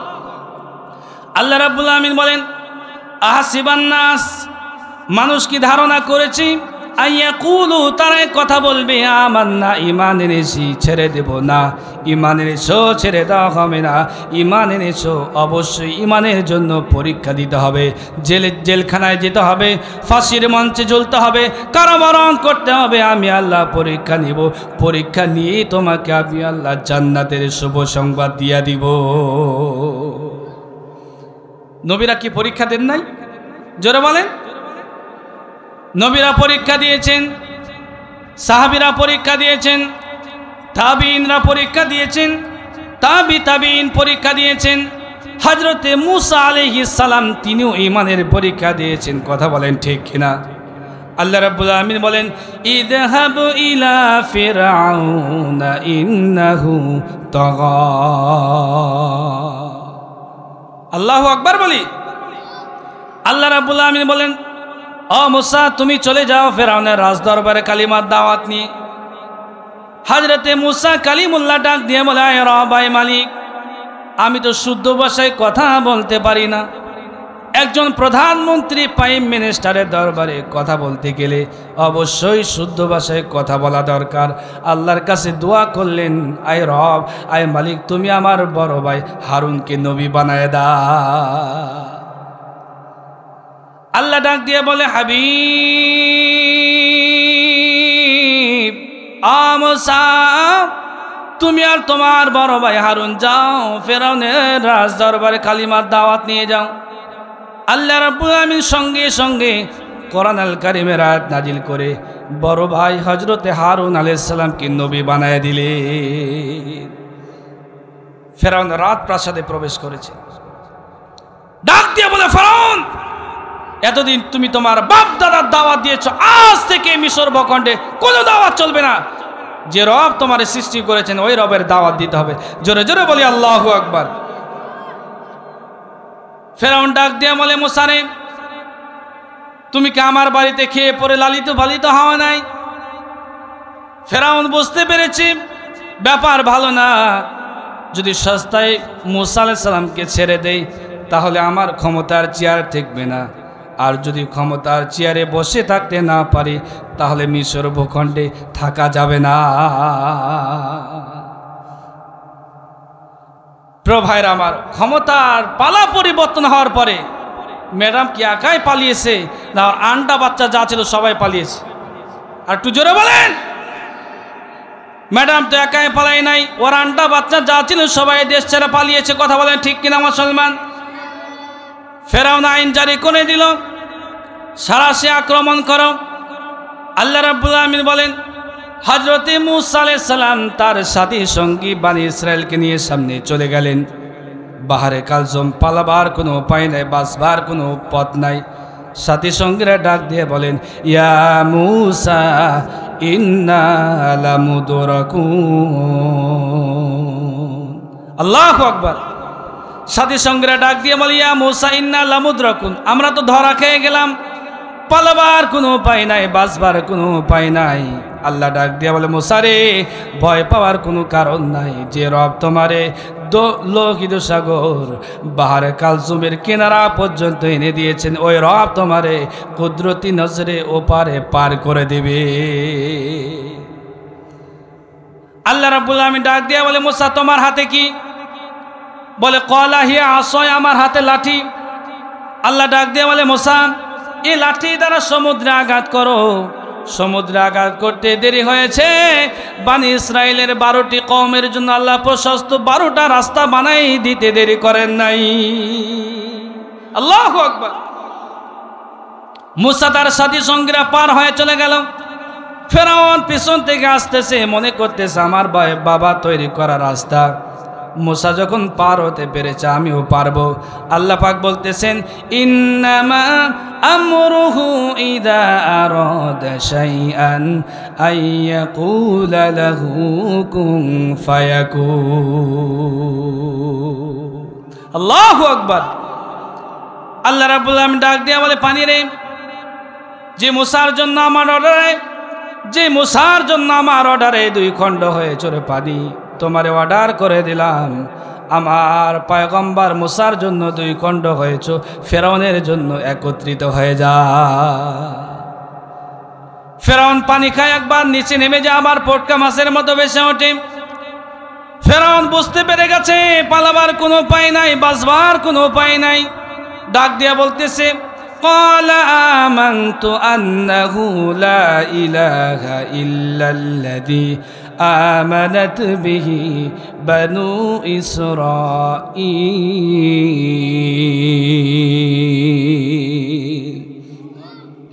ফিরআউন ডাক দিয়ে বলতেছে, রব মালিক, বাঁচবার কোনো উপায় নাই, পালাবার কোনো উপায় নাই, তুমি আমাকে বাঁচার একটা ব্যবস্থা করে দাও। আল্লাহ ডাক দিয়ে বলে, ফেরাউন তোমার আমি আল্লাহ বহু বছর সময় দিয়েছিলাম, আজ তোমার তাওবাও কবুল করা হবে না, ঈমানও কবুল করা হবে না। আল্লাহ রাব্বুল আমিন বলেন, আল আন ওয়াকাদ আসাইতা ক্বাবলু ওয়া কুনতা মিনাল মুফসিদিন। আল্লাহু আকবার। আল্লাহ বলছে আল আন, কোরআনে আল্লাহ পাক এই শব্দটি দুই জায়গায় ব্যবহার করেছেন। আল্লাহ বলছে আল আন, এতক্ষণ ঈমান আনতেছ, আজ তোমার ঈমান কবুল করা হবে না, তাওবাও কবুল করা হবে না।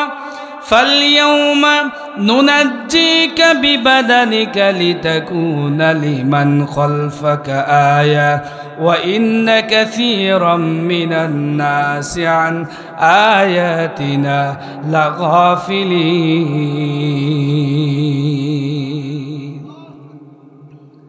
আল্লাহ রাব্বুল আমিন ডাক দিয়ে বলেন, ফালইয়াউম, আজকের দিন, নুনাজ্জিকা বিবাদানিকা লিতাকুনা লিমান খালফাকা আয়া। ও ফেরাউন, তোমার আমি আল্লাহ শতাব্দী বছর হায়াত দিয়েছিলাম, তোমার আর অবকাশ দেওয়া হবে না, সময় শেষ হয়ে গেছে। তোমার লাশটা মাছিতেও খাবে না, পোকা মাকড়ও তোমার গসবে না, মাটিতেও তোমার স্পর্শ করবে না, পানিতেও তোমার লাশটা নষ্ট হয়ে যাবে না। লায়া, পৃথিবীর সমস্ত স্বৈরাচারীদের জন্য আমি আল্লাহ কিয়ামত পর্যন্ত তোমার নিদর্শন করে দিলাম। ঠিক কিনা? আজও ফেরাউনের লাশ মিশরের পিরামিডে আছে না নাই? মিশরের জাদুঘরে আছে না নাই? আরো জোরে বলেন। ফেরাউনের লাশ আজও মিশরের জাদুঘরে আছে। ফেরাউন বলতেছে আনা মিনাল মুসলিমিন, আল্লাহ বলতেছে ও আনতা মিনাল মুফসিদিন। বেটা বেয়াদব, তুই কিসের মুসলমান? ও আনতা মিনাল মুফসিদিন, তুই সবচাইতে বড় সন্ত্রাস। ফেরাউন, আজ বাঁচার কোনো উপায় নাই, বাঁচতে পারা যাবে না, কারণ তোমার কারণে আমার পয়গম্বর হযরতে মুসা কালিমুল্লাহ বাড়িতে ঘুমাতে পারে নাই। আপন বাড়ি এখানে কোরআনের কথা বলার জন্য, ইসলামের কথা বলার জন্য, ইসলামী আন্দোলন করার জন্য আপন বাড়ি এখানে আপন বাড়িতে ঘুমাতে পারে নাই। প্রিয় ভাইরা আমার, সফল মুমিনের এক নম্বর বৈশিষ্ট্য কি? ঈমান আনয়ন করতে হবে কার ওপর?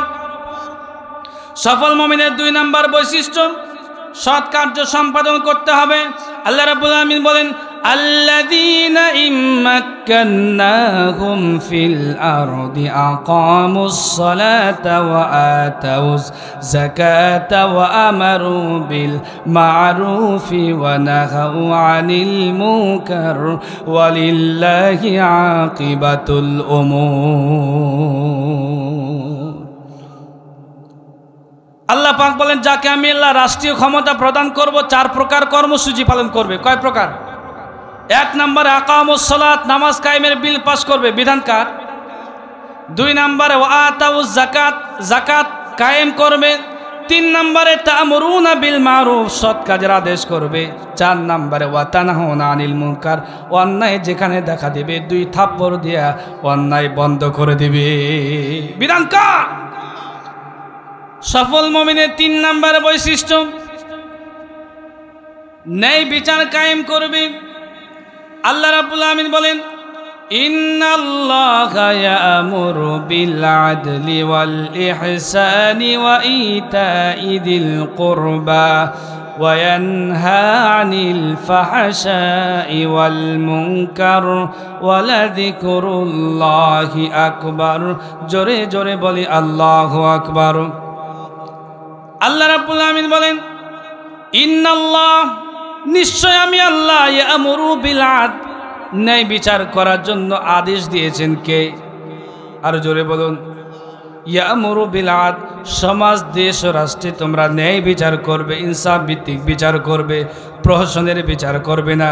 টাকা পয়সা খেয়ে তোমরা একজন নিরপরাধী মানুষকে তোমরা অপরাধী বানাবে না। অথচ বাংলার জমিনে যার মামা খালু আছে তার বিচার হয় না, গরিব মানুষের বিচার করা হয়। কথা বলেন ঠিক কিনা? প্রিয় ভাইরা আমার, তাফসিরে খাজানের ভিতরে, তাফসিরে ইবনে কাসিরের ভিতরে অসংখ্য মুফাসসিরগণ বিচার বিশ্লেষণের ব্যাপারে কি চমৎকারভাবে বর্ণনা করেছেন। হযরত ওমরের ন্যায় বিচারের একটা সংক্ষিপ্ত ঘটনা আপনাদেরকে আমি শোনাতে চাই। বিশ্বনবী মুহাম্মদুর রাসূলুল্লাহ সাল্লাল্লাহু আলাইহি ওয়াসাল্লাম তিনি যেমন ন্যায় বিচার করেছেন, তার সাহাবায়ে কেরাম তার দেখানো পদ্ধতিতেই ন্যায় বিচার করেছেন, ইনসাফ ভিত্তিক বিচার করেছেন। নবী করিম সাল্লাল্লাহু আলাইহি সাল্লাম বলেন, সাবাতুন ইউযিল্লুহুমুল্লাহু ইয়াওমা লা যিল্লা ইল্লা যিল্লুহু ইমামুন আদিলুন। কিয়ামতের দিন আল্লাহ পাক আরশ আজিমের ছায়ার নিচে 7 শ্রেণীর মানুষকে স্থান দিবেন। তার 1 নম্বরে ইমামুন আদিলুন, যিনি ন্যায় বিচার করবে। ন্যায় বিচারক বাদশাকে আল্লাহ রাব্বুল আলামিন আরশ আজিমের নিচে স্থান করে দেবে। নবী করিম সাল্লাল্লাহু আলাইহি সাল্লাম 10ম অথবা 11 হিজরিতে ইন্তিকাল করলেন। হযরতে নবী করিম সাল্লাল্লাহু আলাইহি সাল্লামের ইন্তিকালের পরে খলিফার মসনদে বসেছেন হযরতে আবু বকর সিদ্দিক রাদিয়াল্লাহু তাআলা আনহু। হযরতে আবু বকর কোরআন তেলাওয়াত করতেছিলেন। কোরআন তেলাওয়াতরত অবস্থায় আবু বকরকে জবাই করে দেওয়া হয়েছে। কোরআনের পৃষ্ঠাগুলো আবু বকরের রক্তে রঞ্জিত হয়েছে। কথা বলেন ঠিক কিনা? আবু বকরের মৃত্যুর পরে দ্বিতীয় গ্রেট খলিফা হযরতে উমর ফারুক রাদিয়াল্লাহু তাআলা আনহু খলিফার মসনদে বসেছেন, মসজিদে নববীতে খুতবা দিতেছেন। এমন সময় একজন গ্রাম্য বেদুইন ব্যক্তি দাঁড়ায় গেলেন, ডাক দিয়ে বলে, আমিরাল মুমিনিন খলিফাতুল মুসলিমিন, আপনি যদি কোরআন সুন্নাহ অনুযায়ী বিচার ফয়সালা করেন তাহলে আমরা আপনার পক্ষে আসি, আর যদি কোরআন বাদ দিয়ে নিজের মন মস্তিষ্ক প্রসূত জ্ঞান দিয়ে বিচার করেন তাহলে আমার হাতের তরবারি দিয়ে আপনার বিচার করব। যাকে বলতেছে উনি সাধারণ কোনো মানুষ নয়, অর্ধজানের খলিফা হযরত উমর। আর যিনি হযরত উমরকে ধমক দিতেছেন এত গরিব, যার বাড়িতে 3 বেলা ঠিক মতো আগুন জ্বলে না। হযরত উমর বাড়িতে চলে গেলেন। বাড়িতে যাওয়ার পরে অন্যান্য সাহাবায়ে কেরামকে ডাক দিয়ে বলেন, যাও যাও যাও ওই সাহাবীকে ডেকে আনো। ওই সাহাবীর নাম সাইদ ইবনে আমির আল জুমাহি রাদিয়াল্লাহু তাআলা আনহু। সাহাবীকে ডাকা হলো। নবী ও নবীর সাহাবীরা কেমনে ন্যায় বিচার প্রতিষ্ঠা করেছেন। ও মুসলমান, আমি জানতে চাই, আপনি যদি বিচারকের আসনে বসেন ন্যায় বিচার কি কায়েম করতে পারবেন? পারবেন? বর্তমানে যারা বিচার করেন, যারা বিচারপতি, তারা কি ন্যায় বিচার, ইনসাফ ভিত্তিক বিচার ফয়সালা করতে পারতেছেন? পারেন না। পারেন না বলে তো অবৈধ ট্রাইব্যুনাল গঠন করে কোরআনের পাখি আল্লামা সাইদিকে মৃত্যুদণ্ড দেওয়া হয়েছে। কথা বলেন ঠিক কিনা মুসলমান? আল্লাহ রাব্বুল আলামিন বলেন, ওয়ামাল্লাম ইয়াহকুম বিমা আনজালাল্লাহু ফাউলাইকা হুমুল কাফিরুন। আল্লাহ রাব্বুল আলামিন বলেন, আমি আল্লাহর কোরআন দ্বারা যারা বিচার ফয়সালা করবে না তারা কাফের। ওয়ামাল্লাম ইয়াহকুম বিমা আনজালাল্লাহু ফাউলাইকা হুমুজ জালিমুন। আল্লাহু আকবার। আল্লাহ রাব্বুল আলামিন বলছেন, আমার কোরআন দ্বারা যারা বিচার ফয়সালা করবে না তারা কাফের, জালিম, ফাসিক। ও মুসলমান, আমি বলতে চাই এদেশে পড়ার মানুষের অভাব নাই, মানার মানুষের বড়ই অভাব। বিচারপতি সকালবেলায় সূরা মাইদার 47-48 নাম্বার আয়াত পড়ে গেল, আমাল্লাম ইয়াহকুম বিমা আনজালাল্লাহু ফাউলাইকা হুমুল কাফিরুন জালিমুন ফাসিকুন। আল্লাহর কোরআন দ্বারা যারা বিচার ফয়সালা করবে না তারা কাফের। কিন্তু যখন বিচার ফয়সালা করলো, কোরআন দিয়ে বিচার ফয়সালা করলো না, মানব রচিত বিধান দিয়ে বিচার ফয়সালা করলো, বন্ধুর এই দেশে পড়ার মানুষের অভাব নাই, মানার মানুষের বড়ই অভাব। ঠিক কিনা যুবকেরা? প্রিয় ভাইরা আমার, হযরত ওমর সাহাবীকে ডেকে পাঠালেন। ডাক দিয়া বলতেছে, সাইদ ইবনে আমির আল জুমাহি, তোমাকে আমি হিমসের গভর্নর বানাতে চাই। ওই সাহাবী ডাক দিয়া বলেন, আমির আল মুমিনিন খলিফাতুল মুসলিমিন, আমি এত গরিব, আমার বাড়িতে 3 বেলা ঠিক মতো আগুন জ্বলে না, এত বিশাল দায়িত্ব আমি নিতে পারবো না, এত বিশাল দায়িত্ব আমি নিতে পারবো না। হযরত ওমর ধমক দিয়ে বলেন, ওয়ায়াহকুম ওয়াদাতুম হাযাল আমরু ফি উনুকি সুম্মা তাখাল্লাইতুম আন্নী ওয়াল্লাহি লা আদউকা। সাইদ রে, খিলাফতের এত বিশাল দায়িত্ব আমার কাঁধে দিয়া তুমি নিজেদেরকে ঝামেলা মুক্ত বানাতে চাও, এটা মেনে নেওয়া হবে না। অবশ্যই তোমাকে আমি হিমসের গভর্নর বানাতে চাই, তোমাকে দায়িত্ব পালন করতে হবে।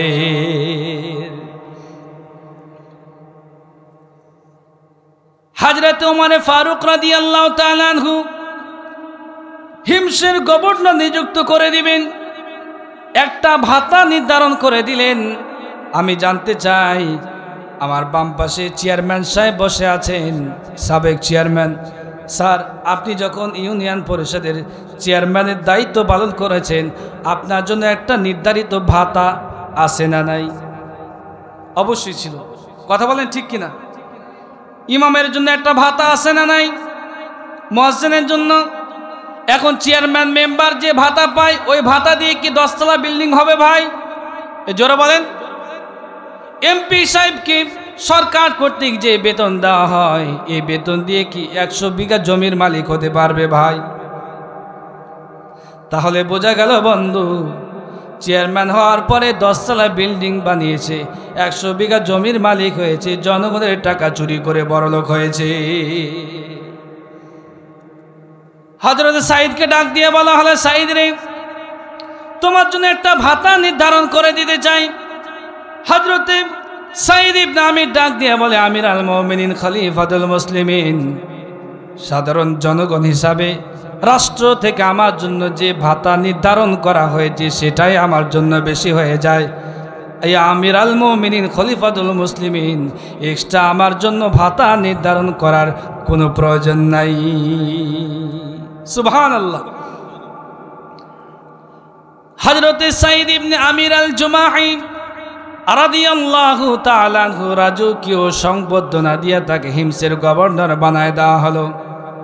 1 বছর যেতে না যেতেই হিমস থেকে বিশাল বড় প্রতিনিধি দল মদিনায় এসেছেন, হযরতে ওমর ফারুক রাদিয়াল্লাহু তাআলা আনহুর সঙ্গে দেখা করবেন।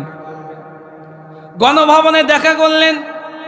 লম্বা সময় হযরত ওমরের সঙ্গে কথোপকথন হলো। হযরত ওমর হিমসের গরিব মানুষের খোঁজ খবর নিলেন, ডাক দিয়ে বলতেছেন, হিমসের গরিব মানুষের একটা তালিকা আমার হাতে দাও। লম্বা সময় খরচ করে হিমসের অভাব দুস্থ গরিব মানুষের লম্বা তালিকা হযরত ওমরের হাতে দেওয়া হলো। 1 নম্বরে যার নাম, তিনি হলেন হিমসের গভর্নর হযরতে সাইদ ইবনে আমির।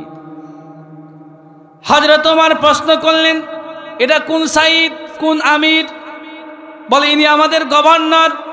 হযরত ওমর প্রশ্ন করলেন, আমিরুকুম ফাকিরুকুম, তোমাদের গভর্নর কি গরিব?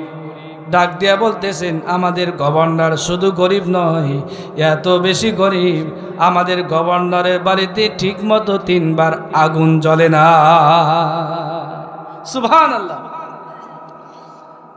হযরত ওমর চোখের পানি ধরে রাখতে বললেন না, ডাক দিয়া বলে, আয় রব, আয় মালিক, সাইদ ইবনে আমিরের মতো একটা বিশ্বস্ত গভর্নর আমি পেয়েছি। সাইদ ইবনে আমিরের জন্য দোয়া করার যা দোয়া করা প্রয়োজন দোয়া করে দিলেন। 1000 স্বর্ণ মুদ্রা প্রতিনিধি দলের হাতে দিয়ে দিলেন। বলা হলো, যাও হযরতে সাইদের হাতে ধরায় দিবে। প্রতিনিধি দল 1000 স্বর্ণ মুদ্রা নিয়া হযরতে সাইদ ইবনে আমির আল জুমাইর হাতে ধরায় দিলেন। বলতেছেন, অর্ধজাহানের খলিফা হযরতে ওমর ফারুক রাদিয়াল্লাহু তাআলা আনহু আপনার সংসার পরিচালনা করবার জন্য 1000 স্বর্ণ মুদ্রা আপনার জন্য বরাদ্দ করেছে।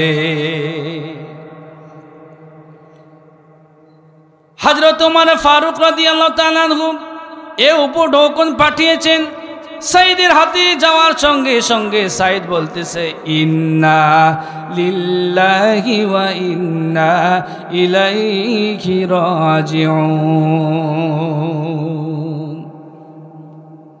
স্ত্রী ডাক দিয়ে বলে, ওকে প্রাণের স্বামী, কোন জিহাদের ময়দানে মুসলমান কি পরাজয় বরণ করেছে নাকি? কেন আপনি ইন্না লিল্লাহ বলতেছেন? বলে স্ত্রীর এর চাইতেও মারাত্মক বিষয়। বলে কি হয়েছে? খলিফাতুল মুসলিমিন হযরত ওমর কি মারা গিয়েছে নাকি? বলে না, এর চাইতেও মারাত্মক বিষয়। কি হয়েছে? ডাক দিয়া বলে, ওগো প্রাণের স্ত্রী, পরকাল ধ্বংস করার জন্য আমার বাড়িতে সম্পদ প্রবেশ করেছে, সম্পদ। আল্লাহু আকবার। হযরত ওমর ডাক দিয়ে বলে, প্রাণের স্ত্রী, ওগো প্রাণের স্ত্রী, আমার বাড়িতে প্রতিনিধি দল বসে থাকতে থাকতে 1000 স্বর্ণ মুদ্রা হিমসে গরিব অসহায় মানুষের মাঝে বিতরণ করে দা। এমন একটা মেম্বার পাওয়া যাবে ভাই, আরো জোরে বলেন, পাওয়া যাবে। হযরত ওমর ফারুক রাদিয়াল্লাহু তাআলা আনহু একবার মনস্থ করলেন তিনি নিজেই সচক্ষে হিম সফর করবেন। আপনাদের কাছে আমি জানতে চাই, ডক্টর ইউনূস যদি আপনাদের 12 ঘরিয়া ফিল্ডে আসে, তাহলে আপনারা দেখা করার জন্য যাবেন কিনা? জোরে বলেন। সবাই যাবেন, তরুণ যুবক নওজোয়ান সবাই দেখা করার জন্য যাবে, অন্তত এক পলক দেখার জন্য যাবে। জানের খলিফা হযরত ওমর তিনি রাষ্ট্র পরিচালনা করতেছেন, তিনি হিমসে এসেছেন হযরত ওমরকে দেখার জন্য। দূর দূরান্ত থেকে লক্ষ মানুষের জনসমাগম তৈরি হয়ে গেল। লক্ষ মানুষের সামনে হযরতে সাইদ ইবনে আমিরকে দাঁড় করালেন। ডাক দিয়ে বলতেছ, হিমসের জনগণ, তোমাদের কাছে আমি জানতে চাই, তোমাদের কাছে তোমাদের গভর্নর সাইদ ইবনে আমির ভালো না খারাপ? যদি তোমাদের দুঃখ দুর্দশায় যদি ছুটে না যায়, তাহলে আমি উমার আল কোরআনের সরকার সাইদ ইবনে আমিরের কোরআন দ্বারা বিচার করতে চাই। তোমাদের কি কোনো অভিযোগ আছে নাকি? হিমসের গভর্নর হযরতে সাইদ ইবনে আমিরের বিরুদ্ধে অভিযোগ তুলে 4টা। কয়টা? হিমসের গভর্নর হযরতে সাইদ ইবনে আমিরের বিরুদ্ধে অভিযোগ ছিল 4টি। হযরত ওমর বলতেছে, তোমার কি অভিযোগ? 1 নম্বরে বলতেছে, আমির আল মুমিনিন খলিফাতুল মুসলিমিন আমাদের গভর্নর সাইদ ইবনে আমির প্রতিদিন গণভবনে দেরি করে আসে। হযরত ওমর রাগান্বিত হলেন, ডাক দিয়ে বলে, সাইদ রে, দাঁড়াও, জবাব দাও। তুমি যদি জবাব দিতে না পারো, তাহলে জনগণের সামনে আমি তোমার বিচার করতে চাই। হযরতে সাইদ ইবনে আমির 2 চোখের পানি ছেড়ে দিলেন। ডাক দিয়ে বলে, আমির আল মুমিনিন খলিফাতুল মুসলিমিন, এটা আমার একান্ত ব্যক্তিগত বিষয়, আমি আমার দেশের জনগণের সামনে প্রকাশ করতে চাই না। বলো কি হয়েছে? ডাক দিয়ে বলে, আমির আল মুমিনিন খলিফাতুল মুসলিমিন, আমি এজন্য প্রতিদিন গণভবনে দেরি করে আসি। আমার স্ত্রী অসুস্থ, আমার কয়েকটা বাচ্চা কাচ্চা রয়েছে। নিজ হাতে আটা সিদ্ধ করে, আটার খামির করে রুটি বানায়া সবার প্রথমে আমি আমার পরম সুন্দরী সদ্যা স্ত্রীর মুখে তুলে দেই। এরপরে সন্তানদের মুখে আহার তুলে দিয়ে গণভবনে আসতে আমার দেরি হয়ে যায়। হযরত ওমর ডাক দিয়ে বলে, সাইদ রে, তুমি একটা এত বড় জায়গার গভর্নর, হিমসের গভর্নর, তোমার বাড়ি থেকে কোনো কর্মচারী নাই? ডাক দিয়া বলে, আমির আল মুমিনিন খলিফাতুল মুসলিমিন, আমার বাড়িতে কাজ করার মতো কোনো কর্মচারী নাই। সুবহানাল্লাহ বলবেন না? 1 নাম্বার অভিযোগ পাশ হয়ে গেল। হযরত ওমর বলতেছে, তোমাদের আর কারো কোনো অভিযোগ আছে নাকি? পিছন থেকে এক যুবক দাঁড়িয়ে গেলেন, ডাক দিয়া বলে, আমির আল মুমিনিন খলিফাতুল মুসলিমিন, আমাদের গভর্নর সাইদ ইবনে আমির আল জুমাহি, তাকে আমরা রাতের বেলায় ডেকে পাই না, দিনের বেলায় ডেকে পাই। হযরত ওমর ডাক দিয়ে বলেন, আমির আল মুমিনিন খলিফাতুল মুসলিমিন ডাক দিয়ে বলে, সাইদ রে দাঁড়াও, জবাব দাও। আমি ওমর, আল কোরআনের সরকার, তুমি যদি যথাযথ জবাব না দিতে পারো তাহলে আল কোরআন দ্বারা তোমার জনগণের সামনে বিচার করা হবে। তুমি যদি যথাযথ জবাব না দিতে পারো জনগণের সামনে আল কোরআন দ্বারা তোমার বিচার করা হবে। হযরতে সাইদ ইবনে আমির ডাক দিয়া বলেন, আমির আল মুমিনিন খলিফাতুল মুসলিমিন, এটাও আমার ব্যক্তিগত বিষয়, আমি আমার জনগণের সামনে প্রকাশ করতে চাই না। কিন্তু আপনি যেহেতু মুসলিম আমির, আপনাকে বলাই লাগবে।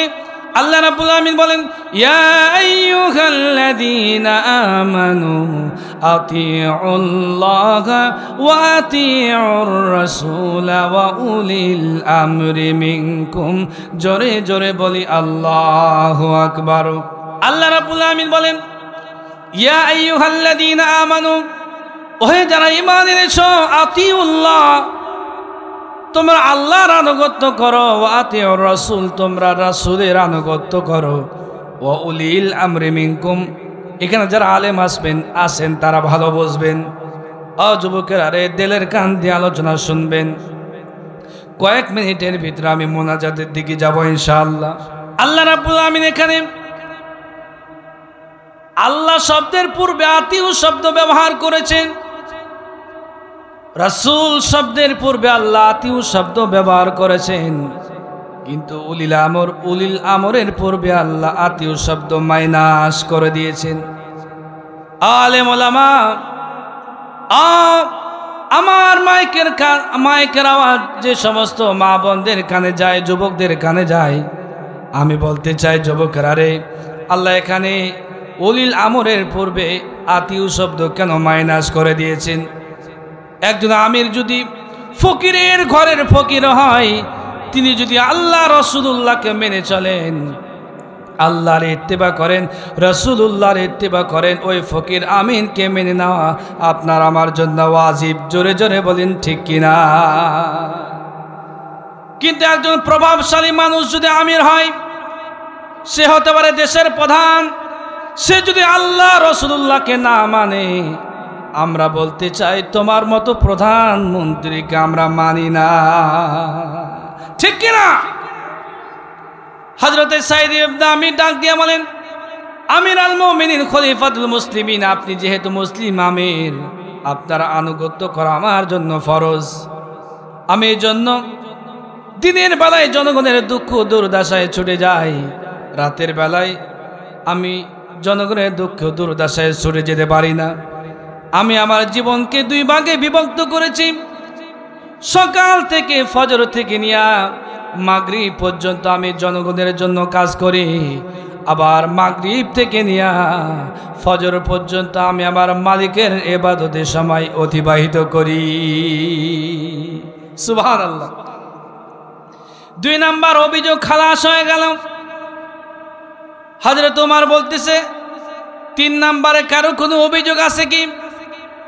বাম দিক থেকে এক যুবক দাঁড়ায় গেলেন, ডাক দিয়া বলে, আমির আল মুমিনিন খলিফাতুল মুসলিমিন, আমাদের গভর্নর সাইদ ইবনে আমির মাসে একদিন অফিস করে না। হযরত ওমর ডাক দিয়া বলে, সাইদ রে দাঁড়াও, জবাব দাও।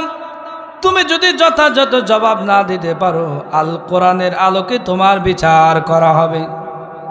হযরতে সাইদ ডাক দিয়া বলে, আমির আল মুমিনিন খলিফাতুল মুসলিমিন, এটা আমার একান্তই ব্যক্তিগত বিষয়, আমি আমার দেশের জনগণের সামনে প্রকাশ করতে চাই না। আমি বলতে চাই বন্ধুরে ও চাঁপাইনবাবগঞ্জবাসী, এভাবে যদি বাংলাদেশের সারা পৃথিবীর সমস্ত দেশের প্রধান, এমপি, মন্ত্রী, UNO chairman, member, DC, SP, ওসিকে যদি এভাবে জেরা করে আর জনগণের সামনে দাঁড় করায় দেয়, ডিসি হওয়া তো দূরের কথা, এসপি হওয়া তো দূরের কথা, চেয়ারম্যান হওয়া তো দূরের কথা, এমপি হওয়া তো দূরের কথা, এমপি হওয়া তো দূরের কথা, মন্ত্রী হওয়া তো দূরের কথা, ভোটে দাঁড়াতে চাইবে না। কথা বলেন ঠিক কিনা? কারণ ভোটে দাঁড়ায় তো লস। কথা বলেন ঠিক কিনা? কারণ ওরা জানে ভোটে দাঁড়ালে তো 10 তলা বাড়ির মালিক হওয়া যাবে না, 20 তলা বাড়ির মালিক হওয়া যাবে না, 100 বিঘা জমির মালিক হওয়া যাবে না। এ দাঁড়ালে যা, না দাঁড়ালেও তা। কথা বলেন ঠিক কিনা? হযরতে সাঈদ ইবনে আমির ডাক দিয়ে বলেন, আমির আল মুমিনিন খলিফাতুল মুসলিমিন, আমি জবাব দিতে যাই, মাসে কেন একদিন আমি অফিস করি না? আমির আল মুমিনিন খলিফাতুল মুসলিমিন, আমি যে জামা পরিধান করে আছি, এই জামা ব্যতীত আল্লাহি তাল্লাহি বিল্লাহি আমার বাড়িতে পরিধান করার মতো দ্বিতীয় কোনো পোশাক নাই। একটু ভাবেন, একটু চিন্তা করেন। সাঈদ ইবনে আমির হিমসের মতো এত প্রভাবশালী একজন গভর্নর, তার বাড়িতে যে জামা পরিধান করা আছে, এই জামা ব্যতীত দ্বিতীয় কোনো পোশাক নাই। জোরে জোরে বলি আল্লাহু আকবার। ডাক দিয়া বলে, আমির আল মুমিনিন খলিফাতুল মুসলিমিন, আমি যখন দীর্ঘ 1 মাস পোশাক পরে রাজ দরবারে আসি, গণভবনে আসি, পোশাকটা ময়লা হয়ে যায়, গন্ধযুক্ত হয়ে যায়, গন্ধ পোশাক পরিধান করে আমি নবীর সাহাবী সাঈদ ইবনে আমির কেমনে জনগণের সামনে দাঁড়াবো? আল্লাহ তো নিজেই বলেছেন, আত-তুহুরু শাতরুল ঈমান, পবিত্রতা ঈমানের অঙ্গ। পবিত্রতা ছাড়া কোনো ইবাদত আল্লাহর দরবারে কবুল হবে না। আমি কেমনে নোংরা পোশাক পরিধান করে জনগণের সামনে দাঁড়াবো? আমির আল মুমিনিন খলিফাতুল মুসলিমিন, মাসে একদিন আমি জামাটা পরিষ্কার করি, পরিপাটি করি, রোদ্রে শুকাতে দেই, শুকাতে শুকাতে দেরি হয়ে যায়, এই জন্য আমি সেই দিন গণভবনে যেতে পারি না।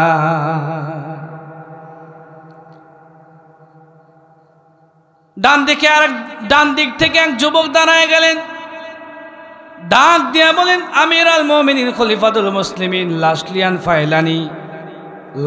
অ্যান্ড ফাইনালি আমার 4র্থ নাম্বারে অভিযোগ, আমাদের গভর্নর সাঈদ ইবনে আমির আল জুমাহি রাদিয়াল্লাহু তাআলা আনহু মাঝে মাঝে গণভবনের ভিতরে অজ্ঞান হয়ে যায়। হযরত ওমর ডাক দিয়ে বলে, সাঈদ, কি ব্যাপার? কেন তুমি মাঝে মধ্যে গণভবনের ভিতরে অজ্ঞান হয়ে যাও, অচেতন হয়ে যাও? হযরতে সাঈদ ডাক দিয়ে বলে, আমির আল মুমিনিন খলিফাতুল মুসলিমিন, এ বিষয়ে যদি ক্লিয়ার করতে চাই তাহলে লম্বা একটা সময় দেওয়া লাগবে, আমার কথা নয়। বলতেছেন হিমসের গভর্নর হযরতে সাঈদ ইবনে আমির। হযরত ওমর বলতেছে, বলো তোমার কি ঘটনা, আমি শুনতে চাই। কেন তুমি মাঝে মধ্যে গণভবনের ভিতরে অজ্ঞান হয়ে যাও, অচেতন হয়ে যাও? হযরতে সাঈদ রাদিয়াল্লাহু তাআলা আনহু বলতেছেন, বদর যুদ্ধের প্রতিশোধ নেবার জন্য হযরতে খুবাইব বিন আদি রাদিয়াল্লাহু তাআলা আনহুকে অ্যারেস্ট করা হলো, জিন্দানখানায় বন্দী করে দেওয়া হলো, পুরো মক্কার জমিনে এলান করা হলো, ঘোষণা দেওয়া হলো, মাইকিং করা হলো, হাজার হাজার মানুষ উপস্থিত হয়ে গেল। হযরতে খুবাইবের অঙ্গ প্রত্যঙ্গগুলো একটা একটা করে বিক্রি করে দেওয়া হলো, কারো কাছে হাত বিক্রি করে দেওয়া হলো, কারো কাছে পাও বিক্রি করে দেওয়া হলো, কারো কাছে ডান হাত বিক্রি করে দেওয়া হলো, কারো কাছে ডান পা বিক্রি করে দেওয়া হলো, কারো কাছে বাম পা বিক্রি করে দেওয়া হলো, সুবহানাল্লাহ। কারো কাছে কিডনি বিক্রি করে দেওয়া হলো, অঙ্গ প্রত্যঙ্গগুলো একটা একটা করে বিক্রি করে দেওয়া হলো। তখন নবীর সাহাবী হযরতে সাঈদ ইবনে আমির আল জুমাহি রাদিয়াল্লাহু তাআলা আনহু কালিমা পড়ে মুসলমান হয় নাই। তিনি তখন পর্যন্ত কালিমা পড়ে মুসলমান হয় নাই। মক্কা মদিনার জমিনে এলান করা হলো, ঘোষণা করা হলো, হাজার হাজার কাফের সৈন্যরা, কাফেরেরা হযরতে খুবাইবের শুলির দৃশ্য দেখবে, ফাঁসির দৃশ্য দেখবে। আমি সাঈদ ইবনে আমির রাদিয়াল্লাহু তাআলা আনহু হাজার হাজার কাফেরের ভিড়ে খুবাইবের ফাঁসির দৃশ্য দেখার জন্য আমিও হাজার হাজার মানুষের সামনে সামিল হয়ে গেলাম। কিন্তু অসংখ্য মানুষের ভিড়ে আমি জায়গা পাই নাই। শেষে এসেছি একটা পাথরের উপর দাঁড়ায়া হযরতে খুবাইবের ফাঁসির দৃশ্য দেখতেছি। ইতিমধ্যে লক্ষ্য করে দেখলাম হযরতে খুবাইব রাদিয়াল্লাহু তাআলা আনহু ঈমানের জন্য কালিমার জন্য ডান হাতখানা ছিন্ন ভিন্ন করে দেওয়া হলো, বাম হাতখানা ছিন্ন ভিন্ন করে দেওয়া হলো। বলা হলো খুবাইব,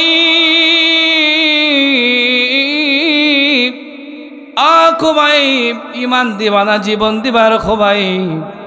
হযরত খুবাইব ডাক দিয়ে বলে, কাফের সৈন্যরা শুনে না, শুনে না, আমি খুবাইব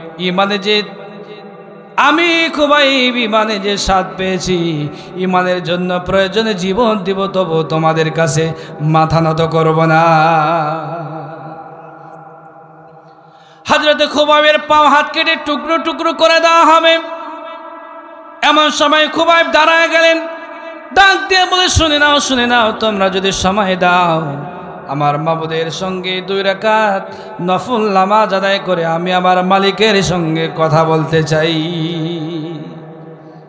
ওজুর পানি দেওয়া হলো, সুন্দরভাবে ওজু করে 2 রাকাত নফল নামাজ আদায় করেছেন।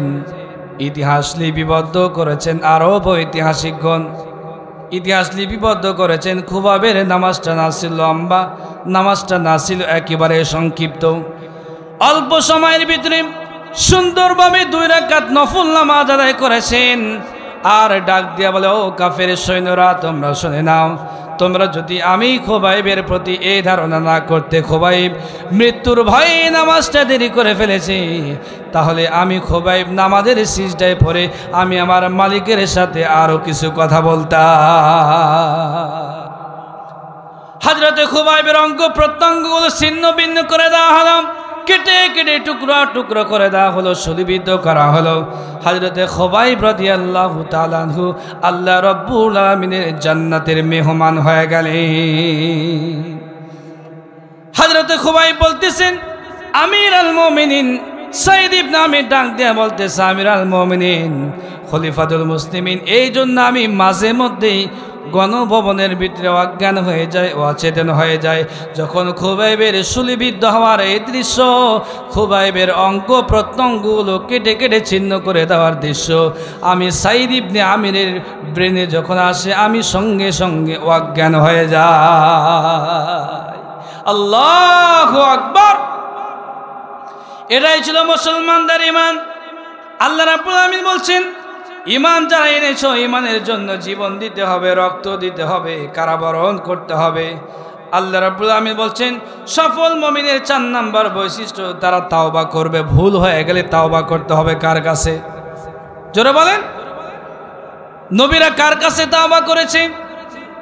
আদম নবী কার কাছে তাওবা করেছে? রব্বানা, সবাই বলেন তো দেখি, রব্বানা ظلمنا أنفسنا وإن لم تغفر لنا وترحمنا لنكونن من الخاسرين। হযরত আদম নবী ভুল করেছেন। আল্লাহ ডাক দিয়ে বলে, আদম হাওয়া জান্নাতের সর্বস্তরে বসবাস করো, লা তাকরাবা হাদিহি শাজারা, খবরদার গাছের নিকটেও তুমি যেতে পারবে না। শয়তান ডাক দিয়ে বলে, হাওয়ারে, আদম রে, আল্লাহ কেন গাছের নিকটে যেতে নিষেধ করেছে তুমি কি জানো? তুমি যদি গাছের নিকটে যেতে পারো, আল্লাহ যে জান্নাতের ভিতরে প্রবেশ করিয়েছেন, এত সুন্দর জান্নাত থেকে আল্লাহ কখনো তোমাদের বের করে দেবে না। গাছের নিকটে গেলেন, আল্লাহ সঙ্গে সঙ্গে আদম হাওয়াকে আল্লাহ বললেন, পোশাকগুলো খুলে গিয়েছেন, ডাক দিয়ে বলে, যাও, চলে যাও, আর জান্নাতে থাকা যাবে না। সঙ্গে সঙ্গে আল্লাহ রাব্বুল আলামিনের কাছে তাওবা করলেন। তাওবা করতে দেরি হয়েছেন, আল্লাহ রাব্বুল আলামিন আদম আলাইহিস সালামের তাওবা কবুল করতে দেরি করে নাই। ভুল হয়ে গেলে তাওবা করতে হবে কার কাছে? 5 নম্বরে শিরক।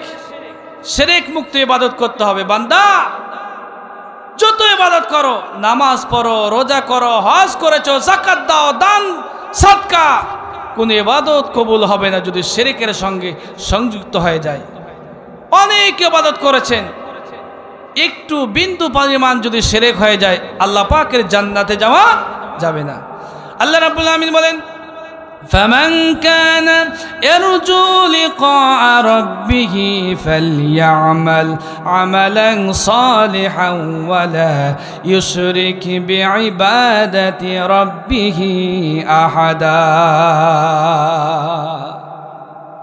আল্লাহ বলছেন তোমাদের মধ্যে যে কেউ আমি আল্লাহর সঙ্গে সাক্ষাৎ করতে চাই ফালিয়ামাল আমালান সালিহান, সে যেন ভালো ভালো কাজ করে, নামাজ পড়ে, হজ করে, যাকাত দেয়, দান করে, সাদকা করে, ভালো ভালো কাজের আঞ্জাম দেয়।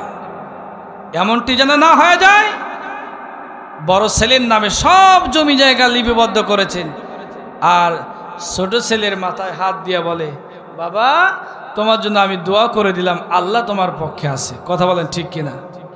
এমন শয়তান বাবা আছে না নাই? ওরে শয়তান, ছোট ছেলের নামে সব জমি জায়গা লিপিবদ্ধ করে,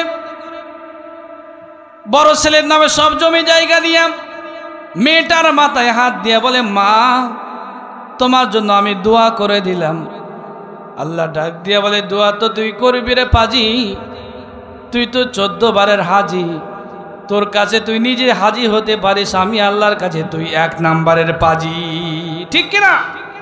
সবাইকে সমান সমান দিতে হবে, যার যতটুকু অধিকার তাকে ততটুকুই দিতে হবে। কথা বলেন ঠিক কিনা? তাহলে শিরক মুক্ত ইবাদত করতে হবে। কথাটা কার? প্রিয় ভাইয়ের আমার। তাহলে সফল মুমিনের 5টি কর্মসূচি। 1 নম্বরে ঈমান আনতে হবে কার ওপর? 2 নম্বরে সৎ কাজ করতে হবে, সৎ কাজ করেছেন নবীরা, সিদ্দিকিন, সালেহিন। 3 নম্বরে সদা সর্বদা সত্য কথা বলতে হবে, ন্যায় বিচার করতে হবে। মুসলমান জীবন দিবে, রক্ত দিবে, বাতিলের কাছে মাথা নত করবে না, সত্য বিচার করবে, ন্যায় বিচার করবে। কথা বলে ঠিক কিনা মুসলমান? 4 নম্বরে বান্দা যখন ভুল করে ফেলবে সঙ্গে সঙ্গে আল্লাহ রাব্বুল আলামিনের কাছে তাওবা করবে। 5 নম্বরে শিরক মুক্ত ইবাদত করবে। শিরক মুক্ত ইবাদত যদি কবুল না করতে পারেন, কোন ইবাদত আল্লাহ পাকের দরবারে কবুল হবে না। আল্লাহ পাক আমাদের সবাইকে কবুল করুন, জানে মালে বরকত দান করুন। আল্লাহুম্মা আমিন।